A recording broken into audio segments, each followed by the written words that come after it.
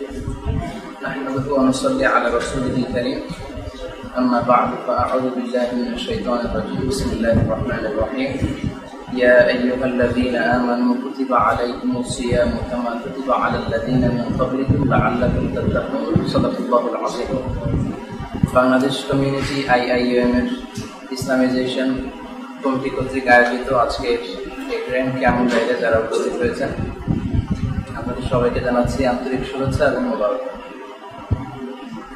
শুরুতে আমরা মহান আল্লাহ রাব্বুল ইজ্জাত ওয়াল জালালের দরবারে অসংখ্য শুকরিয়া জানাচ্ছি যে আল্লাহ তাআলা আজকে আমাদেরকে গ্র্যান্ড ক্যাম্প বাইরের প্রথম সেশনে পৃথিবীর সবচাইতে শ্রেষ্ঠ জায়গা আল্লাহর ঘর মসজিদে একত্রিত হওয়ার তৌফিক এনায়েত করেছেন। এই জন্য আমরা শুরুতেই ফরমালি শুকরিয়া বাণী পাঠ করে নিচ্ছি আলহামদুলিল্লাহ। ইতিমধ্যে আপনারা জেনেছেন যে আজকের আলোচনার টপিক হচ্ছে ওয়েলকামিং রামাদান, মানে রমজানকে স্বাগত। আমাদের দেশে বিভিন্ন প্রোগ্রামের আগে আমরা ওই প্রোগ্রামকে বা অনুষ্ঠানকে স্বাগত জানাই, সালাম জানাই। তারপরে যে বৈশাখ অনুষ্ঠানের আগে বলে না এসো হে বৈশাখ এসো এসো, আমরাও বলতে পারি এসো হে রমাদান এসো এসো। তো এটা আসলে হয় না আমাদের।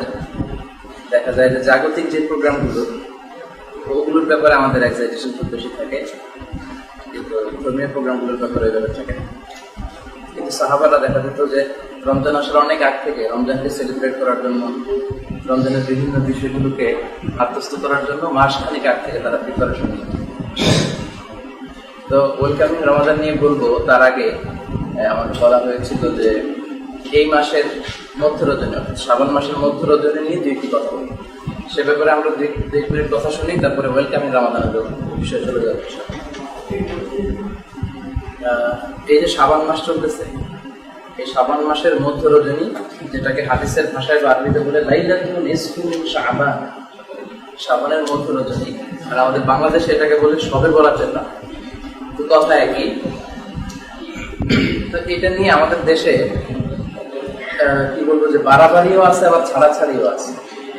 অর্থাৎ একদল এটাকে খুবই বেশি প্রমোট করতে যে এই হালুয়া রুটি বিতরণ, আতশবাজি ফুটানো, তারপর ঘর দুয়ার বিভিন্ন আলোকসজ্জা দিয়ে সাজানো, এগুলো করে থাকে। আবার আরেক দল এই দিনটা সেলিব্রেট করা, উদযাপন করা মোটেও জায়েজ নাই, এটা বেদাত, এই ব্যাপারে বক্তব্য দিয়ে থাকে। আসলে এই দুইটার মাঝামাঝি হচ্ছে ইসলামের অবস্থা।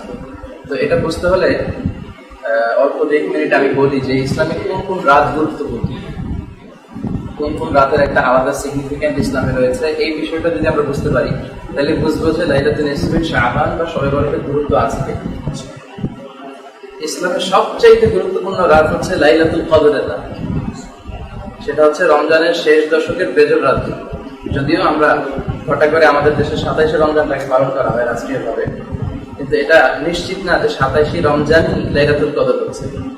বরং বিশ্বনবী সাল্লাল্লাহু আলাইহি ওয়াসাল্লাম 21 তারিখ রাত, 23 তারিখ, 25 তারিখ, 27 তারিখ, 29 তারিখ, এই 5টা রাতে লাইলাতুল কদরকে তালাশ করতে বলেছেন। ফালতামিসু ফিল আশরিল আওয়াখির, রমজানের শেষ দশকের বেজর রাত্রিগুলো তোমরা লাইলাতুল কদর তালাশ করো।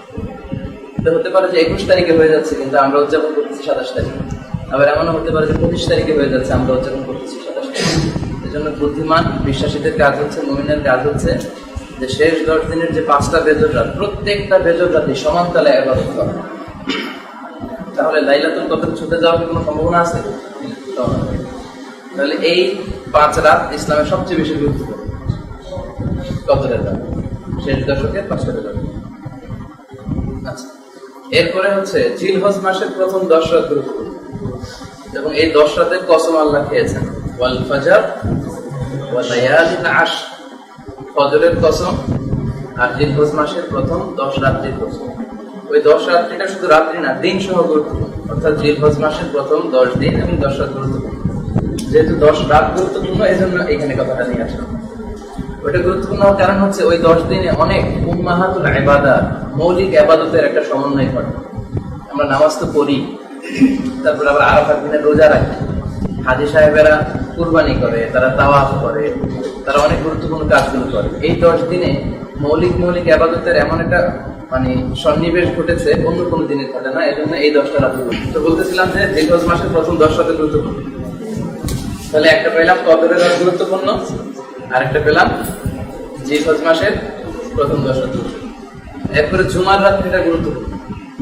বৃহস্পতিবার দিবাগত রাত, সাধারণত জুমার রাত্রির ব্যাপারে আমাদের কোনো খেয়াল থাকে, কিন্তু বৃহস্পতিবার দিবাগত রাত এটা অনেক গুরুত্বপূর্ণ। এই রাত্রিতে বিষ্ণু আবাদত করতেন, সাহাবারা আবাদত করতেন।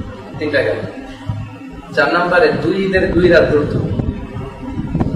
ঈদের রাত হচ্ছে সারাদিন ঈদ কাটানোর পরে যে রাতটা, ওইটা ঈদের রাত, ওটা ঈদের পরের দিনের রাত। আরবিতে রাত আসে আগে, অর্থাৎ চাঁদ রাত। আমাদের দেশে চাঁদ রাত বলে না? এই চাঁদ রাতটা ইবাদতের জন্য খুবই মুখ্যম একটা সময়। বিশ্বনবী, সাহাবা এবং তাবিঈদের অভ্যেস ছিল এই 2 রাতে তারা আল্লাহর কাছে ক্ষমা চাইতেন। রমজান শেষে 30 দিনের রোজা আল্লাহর কাছে কবুল হলো কিনা কারোর কাছে কোনো গ্যারান্টি নেই, আল্লাহর কাছে কাঁদতেন।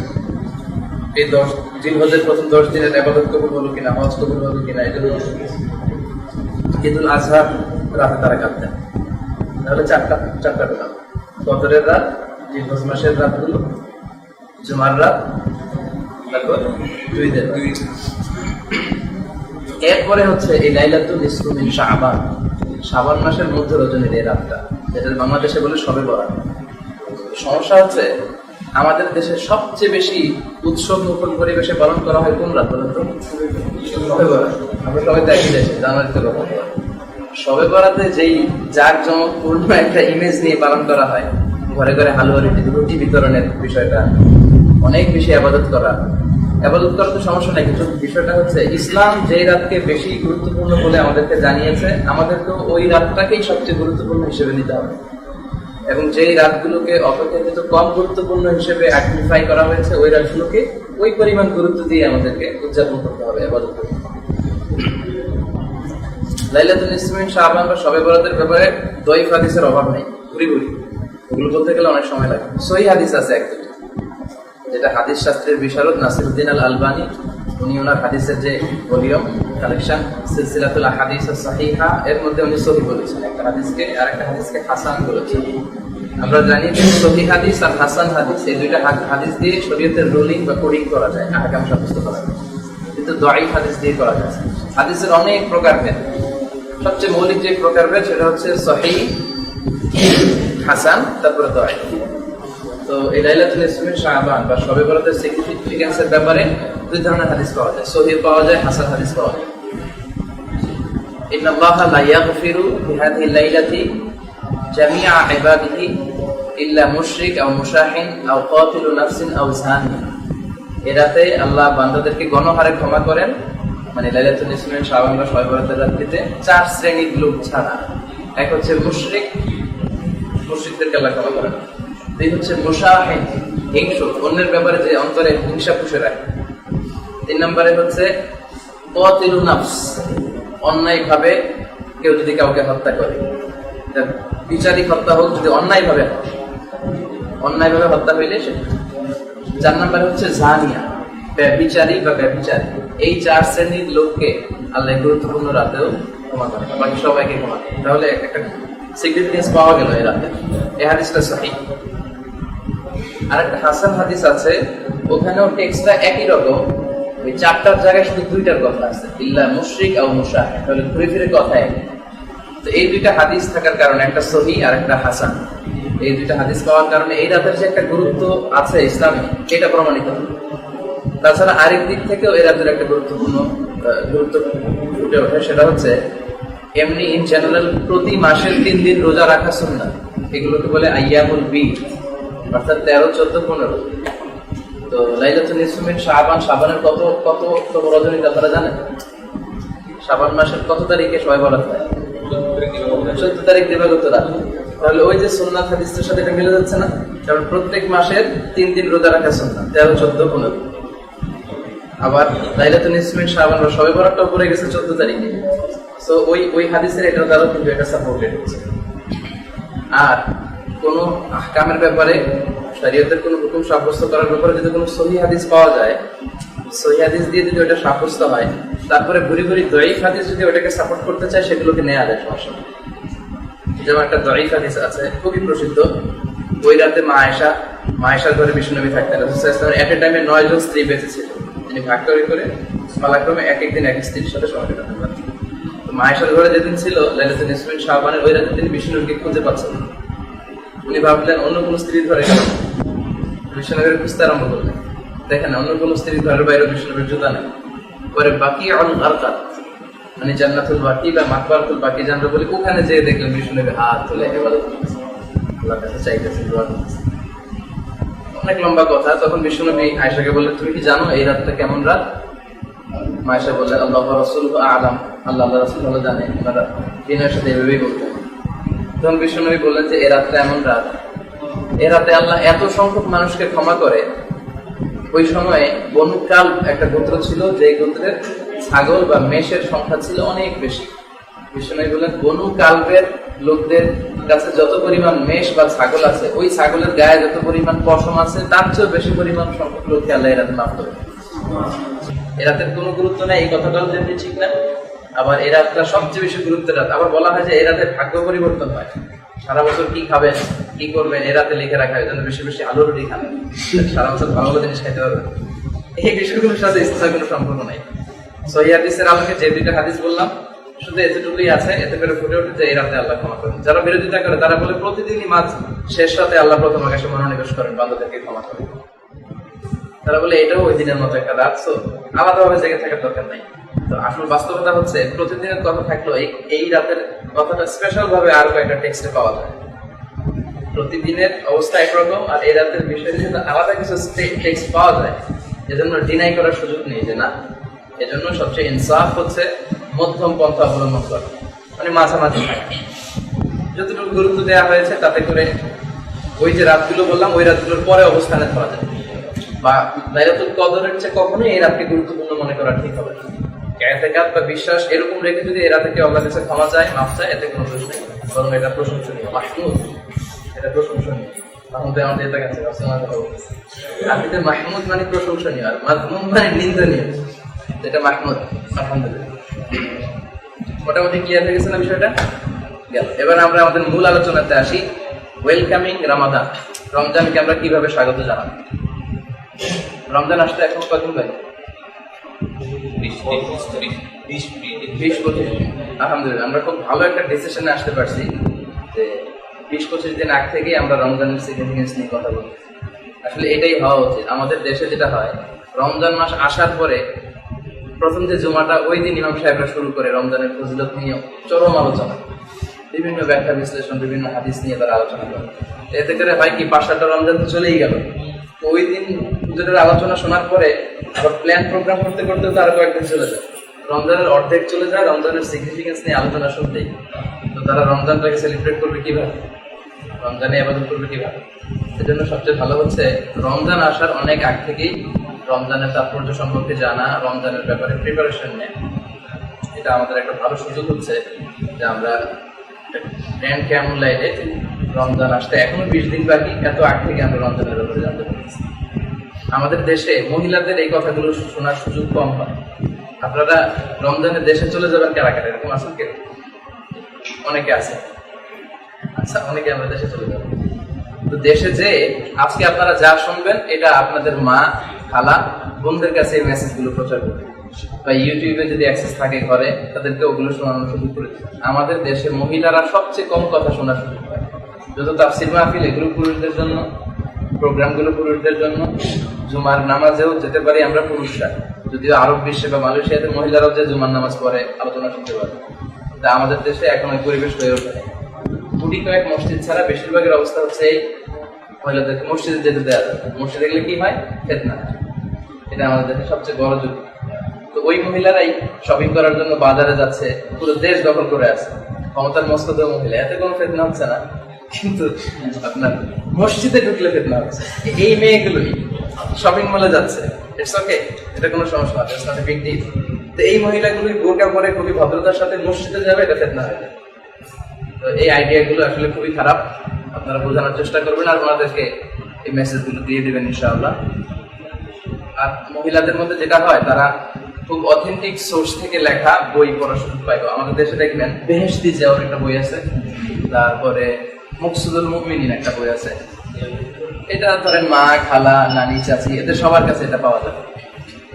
তার চেয়ে বড় সমস্যা রমজানে যেটা হয়, এই রমজানে পেঁয়াজ না খেলে তো আমাদের চলবেই, আলুর চপ, বেগুনি, এই হরেক রকমের মুখরোচক আইটেম করতে করতে আসলে কিন্তু আমাদের মা বোনদের ইবাদতের সুযোগ থাকে না। আমি আমার বাসায় পার্সোনালি খুব এটার বিরোধী থাকি। দেখা যায় যে আম্মা সারাদিন এগুলো রান্না বান্না করতে করতে, সব ঘরে একই অবস্থা, রক্ষণশীল যে ফ্যামিলি মা ঘর সামলায়, তারা এই ইফতারের বিভিন্ন আইটেম করতে করতে দেখা যায় যে তারাবির সময় তারা ক্লান্ত হয়ে পড়ে, তাদের ঘুমানো লাগে, তাহাজ্জুদের এগুলো তারা সময় দিতে পারে না। এজন্য ইফতারিটা খুবই সাদামাটা হওয়া দরকার। রমাদান মাস সিয়াম এটার সাথে খুব খাওয়া দাওয়ার কোনো সম্পর্ক নেই, বরং কম খাওয়া দাওয়ার একটা ভালো সম্পর্ক আছে। কম খেলেই খুব প্রোডাক্টিভ হইতে আপনারা রমজান কাটাতে পারবেন। এই জন্য এই মেসেজগুলো তাদেরকে দেওয়া দরকার। দেখা যায় যে সারাদিন এগুলো করার পরে ওরকম অ্যাপ্রিসিয়েশন আমাদের কাছ থেকে পায় না আমাদের মা বোনেরা। বাস্তবতা যেটা, যে আসলে আমরা আমাদের মাদেরকে, মানে এই যে আমাদেরকে এত কষ্ট করে রান্না করে খাওয়ায়, এই জন্য স্পেশালি আলাদা করে থ্যাঙ্কস দেওয়া হয়েছে নাকি? কখনো খেয়াল করে দেখেন তো যে মা তোমাকে অনেক থ্যাঙ্কস, এই যে এত কষ্ট করে রান্না করে খাওয়া। মাকে পছন্দ করে কিন্তু আসলে বলা হয় না। স্বামীদের অবস্থা অনেকটা এরকম, স্ত্রীদের প্রশংসা, রান্নার প্রশংসা এগুলো করা হয়, এগুলো করা উচিত। আচ্ছা, ওয়েলকামিং রমাদানের আলোচনাটা এটা 3 ভাগে আমি ভাগ করেছি। প্রথম ভাগ হচ্ছে ফাদিলাতুর রমাদান, রমজানের ফজিলতের ব্যাপারে প্রথমে বলবো। 2 নম্বরে বলবো কাইফা নুরাহিবু রমাদান, মানে হাউ টু ওয়েলকাম রমাদান, কিভাবে রমজানকে আমরা স্বাগত জানাবো। 3 নম্বরে বলবো কাইফা নাকদি রমাদান, হাউ টু পাস রমাদান, রমজান আসলে আমাদের কেমন করে উদযাপন করা হবে। তাহলে প্রথমে বলবো ফাদিলাতুর রমাদান। মহান আল্লাহ তাআলা মহাগ্রন্থ আল কোরআনে ইরশাদ করছেন, ইন্না ইদ্দাতাশ শুহুরি ইনদাল্লাহি 12 শাহরা, নিশ্চয়ই আল্লাহ তাআলার কাছে মাসের সংখ্যা 12টা। এই 12টা মাসের মধ্যে সবচেয়ে শ্রেষ্ঠ মাস হচ্ছে এই রমজান মাস। এটাকে বলা হয় সাইয়্যিদুশ শুহুর, মানে মাস সমূহের নেতা, লিডার মাস। সব মাসের নেতা হচ্ছে এই রমজান মাস।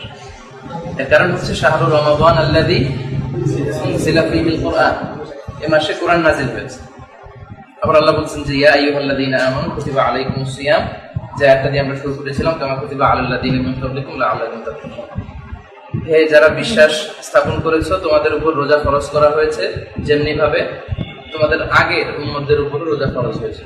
আগে ফরজ করা হয়েছে এটা বলে আমাদেরকে সান্ত্বনা দেওয়া হবে, তাহলে 30টা রোজা আমাদের উপর, আমরা কি দোষ করলাম বিশ্বনবীর উম্মত হয়ে, এরকম একটা ভাব চলে আসে। এই ভয়ের কোনো কারণ নাই, শুধু আমাদের উপরে রোজা ফরজ না, আগেও সব জাতির উপর রোজা ফরজ ছিল, তবে ভার্সনটা ভিন্ন ছিল, এক একজনের ভার্সন ছিল এক এক রকম। আমাদের 30টা, কারো হয়তো ছিল 5টা, কারো 10টা, কারো আবার এমন ছিল রাত থেকে শুরু করে ফজর পর্যন্ত না খেয়ে থাকতে হবে তাহলে রোজা। আদম আলাইহিস সালামের সময় আবার আইয়ামুল বীদ, মাসের 13, 14, 15 এই 3টা ছিল ফরজ।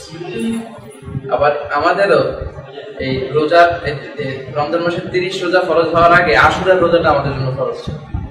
যখন এই 30 রোজা ফরজ করা হয় তখন আশুরার রোজা সুন্নাত হয়ে যায়। আবার কোন কোন উম্মতের সময় ভার্সনটা এমন ছিল যে সকাল থেকে সন্ধ্যা পর্যন্ত খাওয়া যাবে, কথা বলা যাবে, পান করা যাবে, খাওয়া যাবে, স্ত্রীর সাথে মেলামেশা করা যাবে, পান করা যাবে, কিন্তু কথা বলা যাবে না, মৌনতা। মানে সকাল থেকে সন্ধ্যা পর্যন্ত চুপ করে থাকলেই রোজা, কিন্তু সকাল থেকে সন্ধ্যা পর্যন্ত যদি কথা বলেন, খাওয়া দাওয়া করেন, রোজা ভাঙবে না। পান করলে রোজা ভাঙবে না, স্ত্রীর সাথে মেলামেশাতে বিবাহিতদের জন্য রোজা ভাঙবে না, কিন্তু কথা বললে রোজা ভাঙবে না। আপনারা জানেন যে তুর পাহাড়ে মুসা আলাইহিস সালাম 40 দিনের একটা মৌনতার ধ্যান করেছিলেন না? এটা আসলে 40 দিন ছিল না, এটা ছিল প্রথমে 30 দিন। তাওরাত দেওয়ার আগে 30 দিন তিনি ধ্যানমগ্ন ছিলেন তুর পাহাড়ের উপর। 30 দিনের এই ধ্যান অবস্থায় ম্যান্ডেটরি যেটা ছিল যে 30 দিন রোজা অবস্থায় থাকতে হবে। উনি খাবারটা আবার নিয়ে যেতেন, রুটি খেজুর, কারণ ওনাদের সময় রুটি খেজুর খাইলে কি ভাঙে না? রোজা ভাঙে। কথা বললে রোজা ভাঙে। উনি চুপচাপ ধ্যান মৌনতা প্র্যাকটিস করতেছেন। 30তম দিনে এসে মাগরিবের আগ দিয়ে ওনার মাথায় এমন এক প্রশ্ন জেগে উঠছে, মানে আর সহ্য করতে পারতেছে না, আল্লাহরে জিজ্ঞেস করতেই হবে। তো উনি আর ওইদিকে খেলা করে জিজ্ঞেস করে বসলেন। আল্লাহ বললেন, নো, তোমার তো 30 দিন পূর্ণ হয় নাই, এক্সট্রা 10 ডেজ, আরো 10 দিন চুপচাপ থাকো। তারপরে উনি একটা লেভেলে গেলে আল্লাহ তাওরাত পাঠালেন। তো অনেক লম্বা কথা, দিকে না যাই। তাহলে বোঝা গেল যে মৌনতা ছিল কোন কোন উম্মাতের সময় সিয়াম। আবার দেখেন মারিয়াম আলাইহিস সালাম ওনার পুত্র ঈসা আলাইহিস সালামকে যখন নিয়ে আসলেন, তখন বনি ইসরায়েলের পণ্ডিতরা বললো, from where you get the baby, মানে বাবু পেলে কোথায়, কিন্তু বিয়ে করো না, বাচ্চা আসলো কোথায়? তখন উনি বললেন যে ইন্নী নাযারতু লির-রাহমানি সাওমা ফালান উকাল্লিমাল ইয়াওমা ইনসিয়া, আমি রহমানের জন্য রোজা মানত করেছি, উনি ইঙ্গিত দিয়ে বুঝালেন আমি রোজা মানত করেছি, আজকে কোনো কথা হবে না, কথা বলবো। তার মানে কথা বললে ওনার রোজা ভেঙে যাবে। তার মানে রোজাটা ছিল কারোর জন্য 5টা, উম্মতের জন্য 10টা, কারোর জন্য 3টা, কারোর জন্য রাত থেকে সকাল পর্যন্ত না খেয়ে থাকা, কারোর জন্য সারাদিন চুপ থাকা, এই সিস্টেমে ছিল। তবে সবার জন্য রোজা ছিল। এটাই আল্লাহ বললেন কামা কুতিবা আলাল্লাযীনা মিন ক্বাবলিকুম, তোমাদের পূর্বে যারা ছিল তাদের উপর রোজা ফরজ ছিল। এটার ফাজিলত কি? এটা হচ্ছে লাআল্লাকুম তাত্তাকুন, তোমরা মুত্তাকি হবে, তোমরা আল্লাহ ভীরু হবে, আল্লাহ সচেতন হবে। তার মানে রোজা রাখলে তাকওয়াটা ডেভেলপ করে, কারণ রোজাটা কেবল আল্লাহর জন্যই রাখা হয় এবং আল্লাহ নিজেই এই রোজার প্রতিদান দেবে। অন্যান্য যে কোনো ইবাদত আপনি আসলে আল্লাহর জন্য রাখতেছেন কিনা এটা দেখার সুযোগ আছে, রোজাটা দেখার সুযোগ নেই। যেমন সারাদিন আপনাদের সাথে আমি না খেয়ে থাকলাম, কিন্তু কোনো এক সময় আমার রুমে যে দরজা জানলা বন্ধ করে আমি পানি খেয়ে ফেলবো, আমি যে পানি খেয়ে ফেলছি বাইরে আসার পরে কি আর বোঝা যাচ্ছে? তাহলে শুধুমাত্র কেবলমাত্র আল্লাহর ভয় যার অন্তরে থাকে সেই সিয়াম পালন করতে পারে। এই জন্য সিয়ামের প্র্যাকটিসের মাধ্যমে তাকওয়ার লেভেলটা ডেভেলপ করে। এখন এই তাকওয়াটা কি? খলিফাতুল মুসলিমিন আমিরুল মুমিনিন উনি উবাই ইবনে কাব রাদিয়াল্লাহু তাআলা থেকে প্রশ্ন করেছিলেন যে মা হুয়া তাকওয়া, উবাই তুমি বলো তো যে তাকওয়াটা কি? উনি প্রশ্নের উত্তর না দিয়ে আবার প্রশ্ন করে বললেন আমা সালাকতা তরিকান যা শাওকিন, তুমি কি মরুভূমিতে কাঁটাযুক্ত কোন রাস্তা দিয়ে, মানে এমন রাস্তা চার দিকে শুধু ক্যাকটাস, এরকম কোন রাস্তা দিয়ে কি তোমার হাঁটার সুযোগ হয়েছে? ওমর বললেন বালা, হ্যাঁ আমি হেঁটেছি। তো কাইফা সালাকতা ফিহা, তুমি কেমন ভাবে হেঁটেছো? উনি বললেন সাম্মারতু ওয়াজতাহাতু, মানে আমার রুমাল আমার জুব্বা সব টেনে আঁটো করে এমন ভাবে সতর্ক ভাবে হেঁটে গিয়েছি যাতে করে কাঁটা গায়ে না লাগে। উবাই বললেন যালিকা হুয়া তাকওয়া, এটাই তো তাকওয়া। মানে পৃথিবীতে চলতে যে পাপ পঙ্কিলতার হাতছানি থাকবে, অন্যায়ের হাতছানি থাকবে, বিভিন্ন ধরনের ওয়াসওয়াসা থাকবে, এই সবগুলো পাপ থেকে নিজেকে ডিটাচ করে আল্লাহ সন্তুষ্টির জন্য এমন ভাবে পৃথিবীতে চলতে হবে যাতে করে এই পাপ পঙ্কিলতা আমাদের গায়ে স্পর্শ করতে না পারে, এটাই হচ্ছে তাকওয়া। বুখারীর বর্ণনায় পাওয়া যায় ওমর ফারুক রাদিয়াল্লাহু আনহু উনি থাকতেন ফি আওয়ালিল মদিনা, মদিনার উঁচু এলাকাতে, এবং সেখান থেকে রাত্রেবেলা ছদ্মবেশে নিচু এলাকাতে দেখতেন যে কার কি সমস্যা। সারা রাতে এরকম ছদ্মবেশে উনি দেখতেন। সাথে একজন সৈনিক নিয়ে উনি যেতেন এক একদিন এক এক রাতে। একবার আওয়ালিল মদিনা থেকে নেমে নিচু এলাকাতে ঘুরে ফিরে উনি ফিরে আসতেছেন ফজরের আগে। এক বাড়ির ভেতর থেকে উনি আওয়াজ শুনতেছেন, এক বৃদ্ধা মহিলার কণ্ঠ, সে তার যুবতী মেয়েকে ডেকে বলতেছে যে তাড়াতাড়ি উটের দুধের সাথে পানি মিশিয়ে দাও, ফজরের পরে যে বাজার বসবে মদিনাতে চওড়া দামে বিক্রি করা।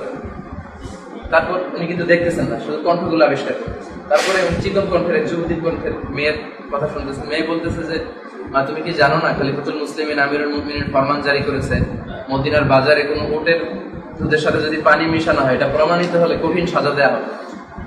তো মা তার মেয়েকে বলতেছে এখন তো ওমরও নাই, ওমরের সৈনিকও নাই, কেউ তো দেখতেছে না, তুমি তাড়াতাড়ি পানি মিশাও ফজর হওয়ার আগে। তারপরে মেয়ে যে উত্তরটা দিয়েছিল সেটা এখানে আলোচ্য বিষয়। এই কথা শুনে মেয়ে বলল যে লাউলা রাআ উমারু লা রাআ রাব্বু উমার, এর মানে হচ্ছে মা ওমর যদিও নাও দেখে ওমরের রব কিন্তু দেখে। লাউলা রাআ উমার, যদিও ওমর দেখছে না ঠিকই, কিন্তু লা রাআ রাব্বু উমার, ওমরের রব দেখতেছে। এটা হচ্ছে তাকওয়া। ওমর দেখবে না, পুলিশ দেখবে না, ইউনিভার্সিটির সিকিউরিটি দেখবে না, কেউ দেখবে না, ফ্রেন্ডসরা দেখবে না, কিন্তু আল্লাহর ভয়ে পাপ থেকে বেঁচে থাকা, অন্যায় থেকে বেঁচে থাকা, নিজেকে হেফাজত করা, এটা হচ্ছে তাকওয়া। তো লাআল্লাকুম তাত্তাকুন, সিয়াম পালনের মাধ্যমে এই তাকওয়ার গুণটা আমাদের মধ্যে ডেভেলপ হয়। এখন আলোচনা কি চলতেছে মনে আছে তো? ফাদিলাতুর রমাদান, রমজানের ফজিলত। আচ্ছা, বিশ্বনবী এই মাসের ব্যাপারে বলেছেন হুয়া শাহরুন আউয়ালুহু রাহমা ওয়া আওসাতুহু মাগফিরাহ ওয়া আখিরুহু ইতকুম মিনান নার। এটা এমন মাস যে মাসের প্রথম দশক রহমতের, দ্বিতীয় দশক হচ্ছে মাগফিরাতের, তৃতীয় দশক হচ্ছে জাহান্নামের আগুন থেকে নাজাত। এটা একটা লম্বা হাদিসের কাটা অংশ। ওই হাদিসটাকে মুহাদ্দিসিনরা দাঈফ বলেছে। দাঈফ হলে ওই হাদিসে কাটা কাটা এমন এমন চমৎকার কথা আছে যেগুলো অন্যান্য জায়গায় সহিহ হাদিসে পাওয়া যায়, ফলে এই হাদিসটা গ্রহণ করতে কোনো সমস্যা নেই। আরেকটা সহিহ হাদিসে পাওয়া যায়, বিশ্বনবী বলেন ফিল জান্নাতি সামানিয়াতু আবওয়াব মিনহা বাব ইউসাম্মা আর-রায়্যান লা ইয়াদখুলুহু ইল্লা সাইমুন মান দাখালাহু লাম ইয়াদমা আবাদা। জান্নাতে অনেক দরজা, একটা দরজা আছে স্পেশাল যেটার নাম রায়্যান। এই হাদিসটা জানার কথা, জানি না আমরা? রায়্যান একটা দরজা আছে, এটা স্পেশালি শুধু রোজাদারদের জন্য। রোজাদাররা ছাড়া কেউ ঢুকতে পারবে না এই দরজা দিয়ে। আর একবার যে ঢুকবে সে আর জীবনে তৃষ্ণার্ত হবে না, তার তৃষ্ণা শেষ, তৃষ্ণা চলে যাবে। সিয়াম আর কোরআনকে আল্লাহ স্পেশালি শাফাআতের সুযোগ দিলেন। কোরআন এবং সিয়াম in the day of judgement specially শাফাআত করবে, ফায়ুশাফাআন, তাদের শাফাআতকে অ্যাকসেপ্ট করা হবে, গ্রহণ করা হবে। এরপরে বাইহাকী শরীফের একটা হাদিস, সালাসু দাওয়াতিন মুস্তাজাবাত, তিন ব্যক্তির দোয়াকে আল্লাহ কখনো ফেরায় না। দাওয়াতুল মুসাফির, মুসাফিরের দোয়া আল্লাহ ফেরায় না। দাওয়াতুল মাজলুম, অত্যাচারী ব্যক্তির দোয়া আল্লাহ ফেরায় না। 3 নম্বর হচ্ছে দাওয়াতুস সাইম, রোজাদারের দোয়া ফেরায় না। এজন্য ইফতারিকে সামনে রেখে দোয়া করা এটা খুব চমৎকার একটা অপরচুনিটি, যেটা আমাদের 30 দিনে নিতে হবে। কারণ ওই সময় আল্লাহ ফেরেশতাদের সাথে আর্গুমেন্ট করে। তোমরা না বলছিলে যে মানুষ বানানো যাবে না, তারা মারামারি করবে, হরতাল করবে, পিটাপিটি করবে, কিন্তু দেখো এত কিছুর পরেও তারা কিন্তু আমাকে ভয় পায়। সামনে খাবার আছে, খাওয়ার সুযোগ আছে, কিন্তু খাচ্ছে না, শুধুমাত্র কেবলমাত্র আমার ভয়। তো এই যে আল্লাহ সফট কর্নারটা এখানে একটু গ্রো করতেছে, এই সুযোগটাকে কাজে লাগাইতে হবে। কাজে লাগায় যার যত দোয়া আছে, আমরা এখানে বেশিরভাগই সিঙ্গেল আছি, আমাদের অনেক দোয়া রয়ে গেছে, তাই না? বিভিন্ন দোয়া, রিজিকের দোয়া, ভালো একটা লাইফ পার্টনার আমাদের জীবনে আসুক সেটার দোয়া, মুসলিম উম্মার কল্যাণের দোয়া। আমাদের দেশে তো যা শুরু হয়েছে, বড় বড় আলেমরা চলে যাচ্ছে, আর বজ্রপাতে মানুষ মরতে শুরু করছে। কিছুদিন আগে আর্থকুয়েক শুরু হয়েছিল, এখন আবার অন্য ডাইমেনশনে আল্লাহর গজব আসতে শুরু হয়েছে। তো অনেক কিছু চাওয়ার আছে আল্লাহর কাছে, সব বিপদ থেকে মুক্তি, নিজের ক্যারিয়ারের জন্য দোয়া, দোয়ার তো শেষ নাই। এজন্য সবচেয়ে মোক্ষম সময় হচ্ছে ইফতারিকে সামনে রেখে, যেহেতু আল্লাহর সফট কর্নারটা খুব বেশি গ্রো করে, তখন ওইটাকে কাজে লাগাই ফেলতে হবে। মুমিনদের কাজ হচ্ছে সুযোগ কোথায় আছে আখিরাত কামানো, ওইটা খুঁজে খুঁজে তারা করে। আচ্ছা, এরপরে আরেকটা হাদিস, বুখারীর বর্ণনা, খুবই প্রসিদ্ধ হাদিস রমজানের ব্যাপারে। ইদা জা রমাদান ফুতিহাত আবওয়াবুস সামা ওয়া গুলিকাত আবওয়াবু জাহান্নাম ওয়া সুফিদাতিশ শায়াতিন। আরেক বর্ণনায় ওয়া সুসিলাতিশ শায়াতিন। যখন রমজান আসে, আকাশের দরজাগুলোকে খুলে দেয়া হয়। আকাশ মানে হেভেন, জান্নাতের দরজা খুলে দেয়া হয়, জাহান্নামের দরজা বন্ধ করে দেয়া হয়, শয়তানকে চেইন আপ করা, শিকলবন্দি করা হয়। এই হাদিসটা শোনালে আমাদেরকে অনেকে যে প্রশ্নটা করে যে শয়তানকে যদি শিকলবন্দি করা হয়, তাহলে রমজানেও তো অনেক খুন খারাপই ঘটে। রমজানে অনেক মানুষ নামাজ তরক করে, রমজানে জিনা ব্যভিচারও হতে পারে, অনেক খারাপ কাজ হতে পারে। শয়তান চেইন আপ থাকলে এই খারাপ কাজ হয় কিভাবে? এটার অনেকগুলো উত্তর আছে। উত্তর নাম্বার 1, সেটা হচ্ছে শয়তানকে শিকলবন্দি করা হয়, কিন্তু মানুষের মধ্যেও এক ধরনের শয়তান আছে।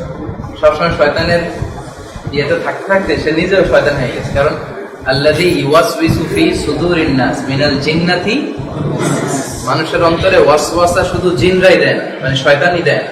মিনাল জিন্নাতি ওয়ান নাস মানে কি? মানুষ। ওয়াসওয়াসা শয়তানও দেয়, মানুষও দেয়। তো জিন শয়তানকে আল্লাহ চেইন আপ করে, মানুষ শয়তানকে তো চেইন আপ করে। মানুষ শয়তানের কুমন্ত্রণায় এরকম দুর্ঘটনা করতে পারে, একটা কাজ। নাম্বার 2 হচ্ছে আপনার আত্মার 2টা দিক, নাফসে আম্মারা আর নাফসে মুতমাইন্না। মাঝে মাঝে আছে লাওয়ামা, ওটা বাদ দিলাম। আম্মারা, মুতমাইন্না। মুতমাইন্না মানে নাফসটাকে সে এমন ভাবে প্রিপেয়ার করেছে আল্লাহর ইবাদত, ভালো কাজের মধ্য দিয়ে, এটা এমন একটা লেভেলে এটা চলে এসেছে, এই নাফস আর কখনো তাকে খারাপ কাজের দিকে ডাইরেক্ট করবে, সবসময় ভালো কাজের দিকেই করবে। কিন্তু এই লেভেলে পৌঁছতে পারে এরকম মানুষের সংখ্যা কম। আরেকটা আছে নাফসে আম্মারা, ইন্নান নাফসা লাআম্মারাতুন বিসু, সবসময় খারাপ দিকেই বলে। তো নাফসে আম্মারাকে তো আল্লাহ চেইন আপ করেন। আপনি যদি নাফসটাকে কলুষিত করতে করতে এমন পর্যায়ে নিয়ে যান যখন আর শয়তানের প্রয়োজন হবে না, ওই নাফসই আপনাকে খারাপ দিকে ডাইরেক্ট করবে। আরেকটা আয়াতে আল্লাহ বলছেন, ওয়া নাফসি ওয়া মা সাওয়াহা ফাআলহামাহা ফুজুরাহা ওয়া তাকওয়াহা। নাফসের 2টা দিক, একটা ফুজুর আর একটা তাকওয়া। নাফস আপনাকে পাপাচারিতার দিকেও ডাইরেক্ট করবে, আবার তাকওয়ার দিকেও করবে। নাফসকে যদি আপনি ওইভাবে লালন পালন করে ওই পর্যায়ে নিতে পারেন, এটা আপনাকে শুধু ভালো দিকে যেতে করবে। আর নাফসকে কলুষিত করতে করতে এমন একটা পর্যায়ে নিয়ে গেলে এই নাফস আর আপনাকে ভালো দিকে কিছু করবে না, শুধু খারাপ দিকেই সে ধাবিত করবে। তো রমজান মাসে নাফসকে তো আর চেইন আপ করা হয়। সারা 11 মাস আপনি যদি অন্যায়ের সাথে লিপ্ত থাকেন, রমজান মাসে ওই অন্যায় থেকে, অন্যায়ের সার্কেল থেকে বের হয়ে আসা অনেক কঠিন। 2টা উত্তর। উত্তর নাম্বার 3, সেটা হচ্ছে এই যে ফ্যানটা ঘুরতেছে না, আমাদের টিচাররা এটা বলতো, ঘুরতেছে তো না, এই ফ্যানের সুইচটা কি এখন অন নাকি অফ? অন। দ্যাটস ওয়াই এটা ঘুরতেছে। এই ফ্যানের সুইচটা যদি এখন অফ করে দেই, সাথে সাথে কিন্তু ফ্যানটা বন্ধ হবে। এটা বন্ধ হতে 1-2 মিনিট সময় নেবে। আচ্ছা, অফ করে দিলে সুইচটা কি অন না অফ? সুইচ অফ, তাহলে ফ্যান ঘুরতেছে কেন? এর কারণ হচ্ছে যে অনেকক্ষণ ঘোরার কারণে অফ করার পরেও সে থামতে 1-2 মিনিট সময় নেয়। ওই যে গতির থাকে। 11 মাসে আপনি যদি অন্তরকে কলুষিত করে নিজেকে শুধু আজে বাজে পাপ কাজ, অনর্থক কাজ, অশ্লীল কাজের সাথে নিজেকে রাখেন, এরপর রমজানে ভালো হয়ে যেতে চান, এটা থামতেও তো সময় লাগে। ওই ধাক্কাই হয়তো রমজানের 30 দিন চলে যায়, 15-20 দিন চলে যায়, ওই সময় অন্যায় কাজগুলো হয়। এজন্য শয়তানকে আসলেই চেইন আপ করা হয়, শিকলবন্দি করা হয়, মানুষকে ওয়াসওয়াসা যে দিবে এটা বাধাগ্রস্ত করা হয় তাদেরকে। হাদিসটা আসলেই ঠিক। আচ্ছা, কোরআন নাজিল হয়েছে রমজান মাসে। শুধু কোরআনই কিন্তু রমজান মাসে নাজিল হয় না, যত আসমানি কিতাব আছে বাকি সবগুলোই রমজান মাসে। তাওরাত, জাবুর, ইনজিল, সুহুফে ইব্রাহিম, মুসা সব রমজান মাসে। এবং ইসলামের বড় বড় বিজয়গুলো রমজান মাসে। বদরের যুদ্ধ, যে যুদ্ধটার উপর নির্ভর করতেছিল ইসলামের পরবর্তী অগ্রগতি, ইসলাম থাকবে কি থাকবে না, মিটে যাবে নাকি সামনের দিকে এগোবে। এই বদরের যুদ্ধে 313 জন শেষ হয়ে গেলে সব শেষ, আর তারা জিতে যাওয়ার কারণে আজকে আমরা এতটুকু। তো সেই বিজয়টা হয়েছে কত রমজানে? 17ই রমজানে। ফাতহে মক্কা এটাও হয়েছে রমজান মাসে। এরকম অনেক বড় বড় বিজয় আমরা রমজান মাসে দিয়েছি। এই হাদিসগুলো টেস্টগুলো বললাম রমজানের ফজিলত বোঝার জন্য, যে কত মহিমান্বিত একটা মাস আমাদের সামনে আসতেছে। আমরা শাবান শেষ করে ফেলতেছি, আজকে বোধহয় শাবানের 5 বা 6 তারিখ। বাংলাদেশে 22 তারিখে শবে বরাত বা লাইলাতুল নিসফিন শাবান, শেষ হবে এখানে হয়তো 21 তারিখ। তার মানে খুব অল্প কিছুদিন আছে রমজান আসা। এবার আমরা শুনবো কাইফা নুরাহিবু রমাদান, হাউ টু ওয়েলকাম রমাদান। সাহাবারা, বিশ্বনবী এবং তার সাহাবারা কিভাবে রমজানকে ওয়েলকাম জানাতেন। রমজানের 2 মাস আগ থেকেই বিশ্বনবী এবং তার সাহাবারা রমজানকে ওয়েলকাম জানাতেন। রজব মাস থেকে বিশ্বনবী করতেন আল্লাহুম্মা বারিক লানা ফি রজব ওয়া শাবান ওয়া বাল্লিগনা রমাদান। হে আল্লাহ, রজব এবং শাবান মাসের বরকত তুমি আমাদের নসিব করো, আর রমজান মাসে আমাদেরকে পৌঁছে দাও। শাবান মাস যখন আসতো তখন বিশ্বনবী পড়তেন আল্লাহুম্মা বারিক লানা ফি শাবান ওয়া বাল্লিগনা রমাদান। আল্লাহ শাবানের বরকত দাও, রমজানে পৌঁছে দাও। তো আমরা এখন কোন মাসে? আগে যারা 2 মাস মিলিয়ে দোয়াটা করেছেন তো করেছেন ভালো, যারা করেন নাই তারা শাবানের কথাটা উল্লেখ করে দোয়া করতে পারেন। এখন আসেন আমরা কয়েকবার করি, আমার সাথে সাথে করেন। আল্লাহুম্মা বারিক লানা ফি শাবান ওয়া বাল্লিগনা রমাদান। আবার করেন আল্লাহুম্মা বারিক লানা ফি শাবান ওয়া বাল্লিগনা রমাদান। আচ্ছা, মা আয়েশার বর্ণনা হচ্ছে বিষ্ণু ইসলাম রমজানের পরে যে মাসে সবচেয়ে বেশি রোজা রাখতেন সে মাসটার নাম হচ্ছে শাবান মাস। এত রোজা রাখতেন, শুরুর দিকে লাগাতার রোজা রেখে যেতেন, আমরা ভাবতাম উনি হয়তো রোজার ভাঙবেনি, খালি রোজা রেখেই যাবে, 30 দিনে হয়তো রোজা করে ফেলতেন। পরবর্তীতে বিষ্ণুনবীর রোজা ভেঙে ফেলতেন। বিষ্ণুনবী আরেকটা হাদিসে বলেছেন ইযা জাআ নিসফু মিন শাবান ফালা সিয়ামা হাত্তা ইয়াজিআ রমাদান। শাবান মাসে তোমরা রোজা রাখবে, তবে শাবান মাসের অর্ধেক যখন চলে আসে তখন আর রোজা নাই রমজান আসা পর্যন্ত। এর কারণ হচ্ছে আপনি শাবানের ফজিলত শুনে শাবানের 20 থেকে শুরু করে 30 তারিখ পর্যন্ত একেবারে কঠিন রোজা রাখেন, নফল রোজা রাখতে রাখতে ক্লান্ত হয়ে গেলেন, এরপরের দিন থেকে আবার রমজান শুরু হয়ে গেল, এখন ফরজ রোজা রাখতে পারতেছে, এসকের ঠেলা একেবারে শাবান পুরো রোজা রাখা শুরু করছে, এখন রমজান আসছে, এখন তা রাখা যাচ্ছে না। এই জন্য এটা নিষেধ। আবেগে এই কাজটা করা, রাখতে চাইলে যে এখন সুযোগ, এখন রেখে ফেলে। বা সর্বোচ্চ এই যে 21 তারিখ আসতেছে কারেন্ট মাসের, তখন 21, 22, 23 রাখতে পারেন, 3টা একসাথে হয়ে গেল, অথবা শুধু 22 রাখতে পারেন। রাখলে লাইলাতুল নিসফিন শাবান সর্বরাত রোজা হয়ে গেল।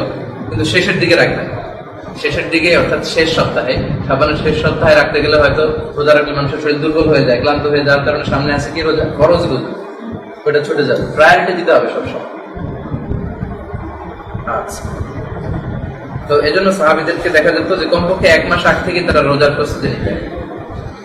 এবং শাবান মাসের শেষ দিনে বিশ্বনবী সাল্লাল্লাহু আলাইহি ওয়াসাল্লাম একটা লম্বা ভাষণ দিয়েছে।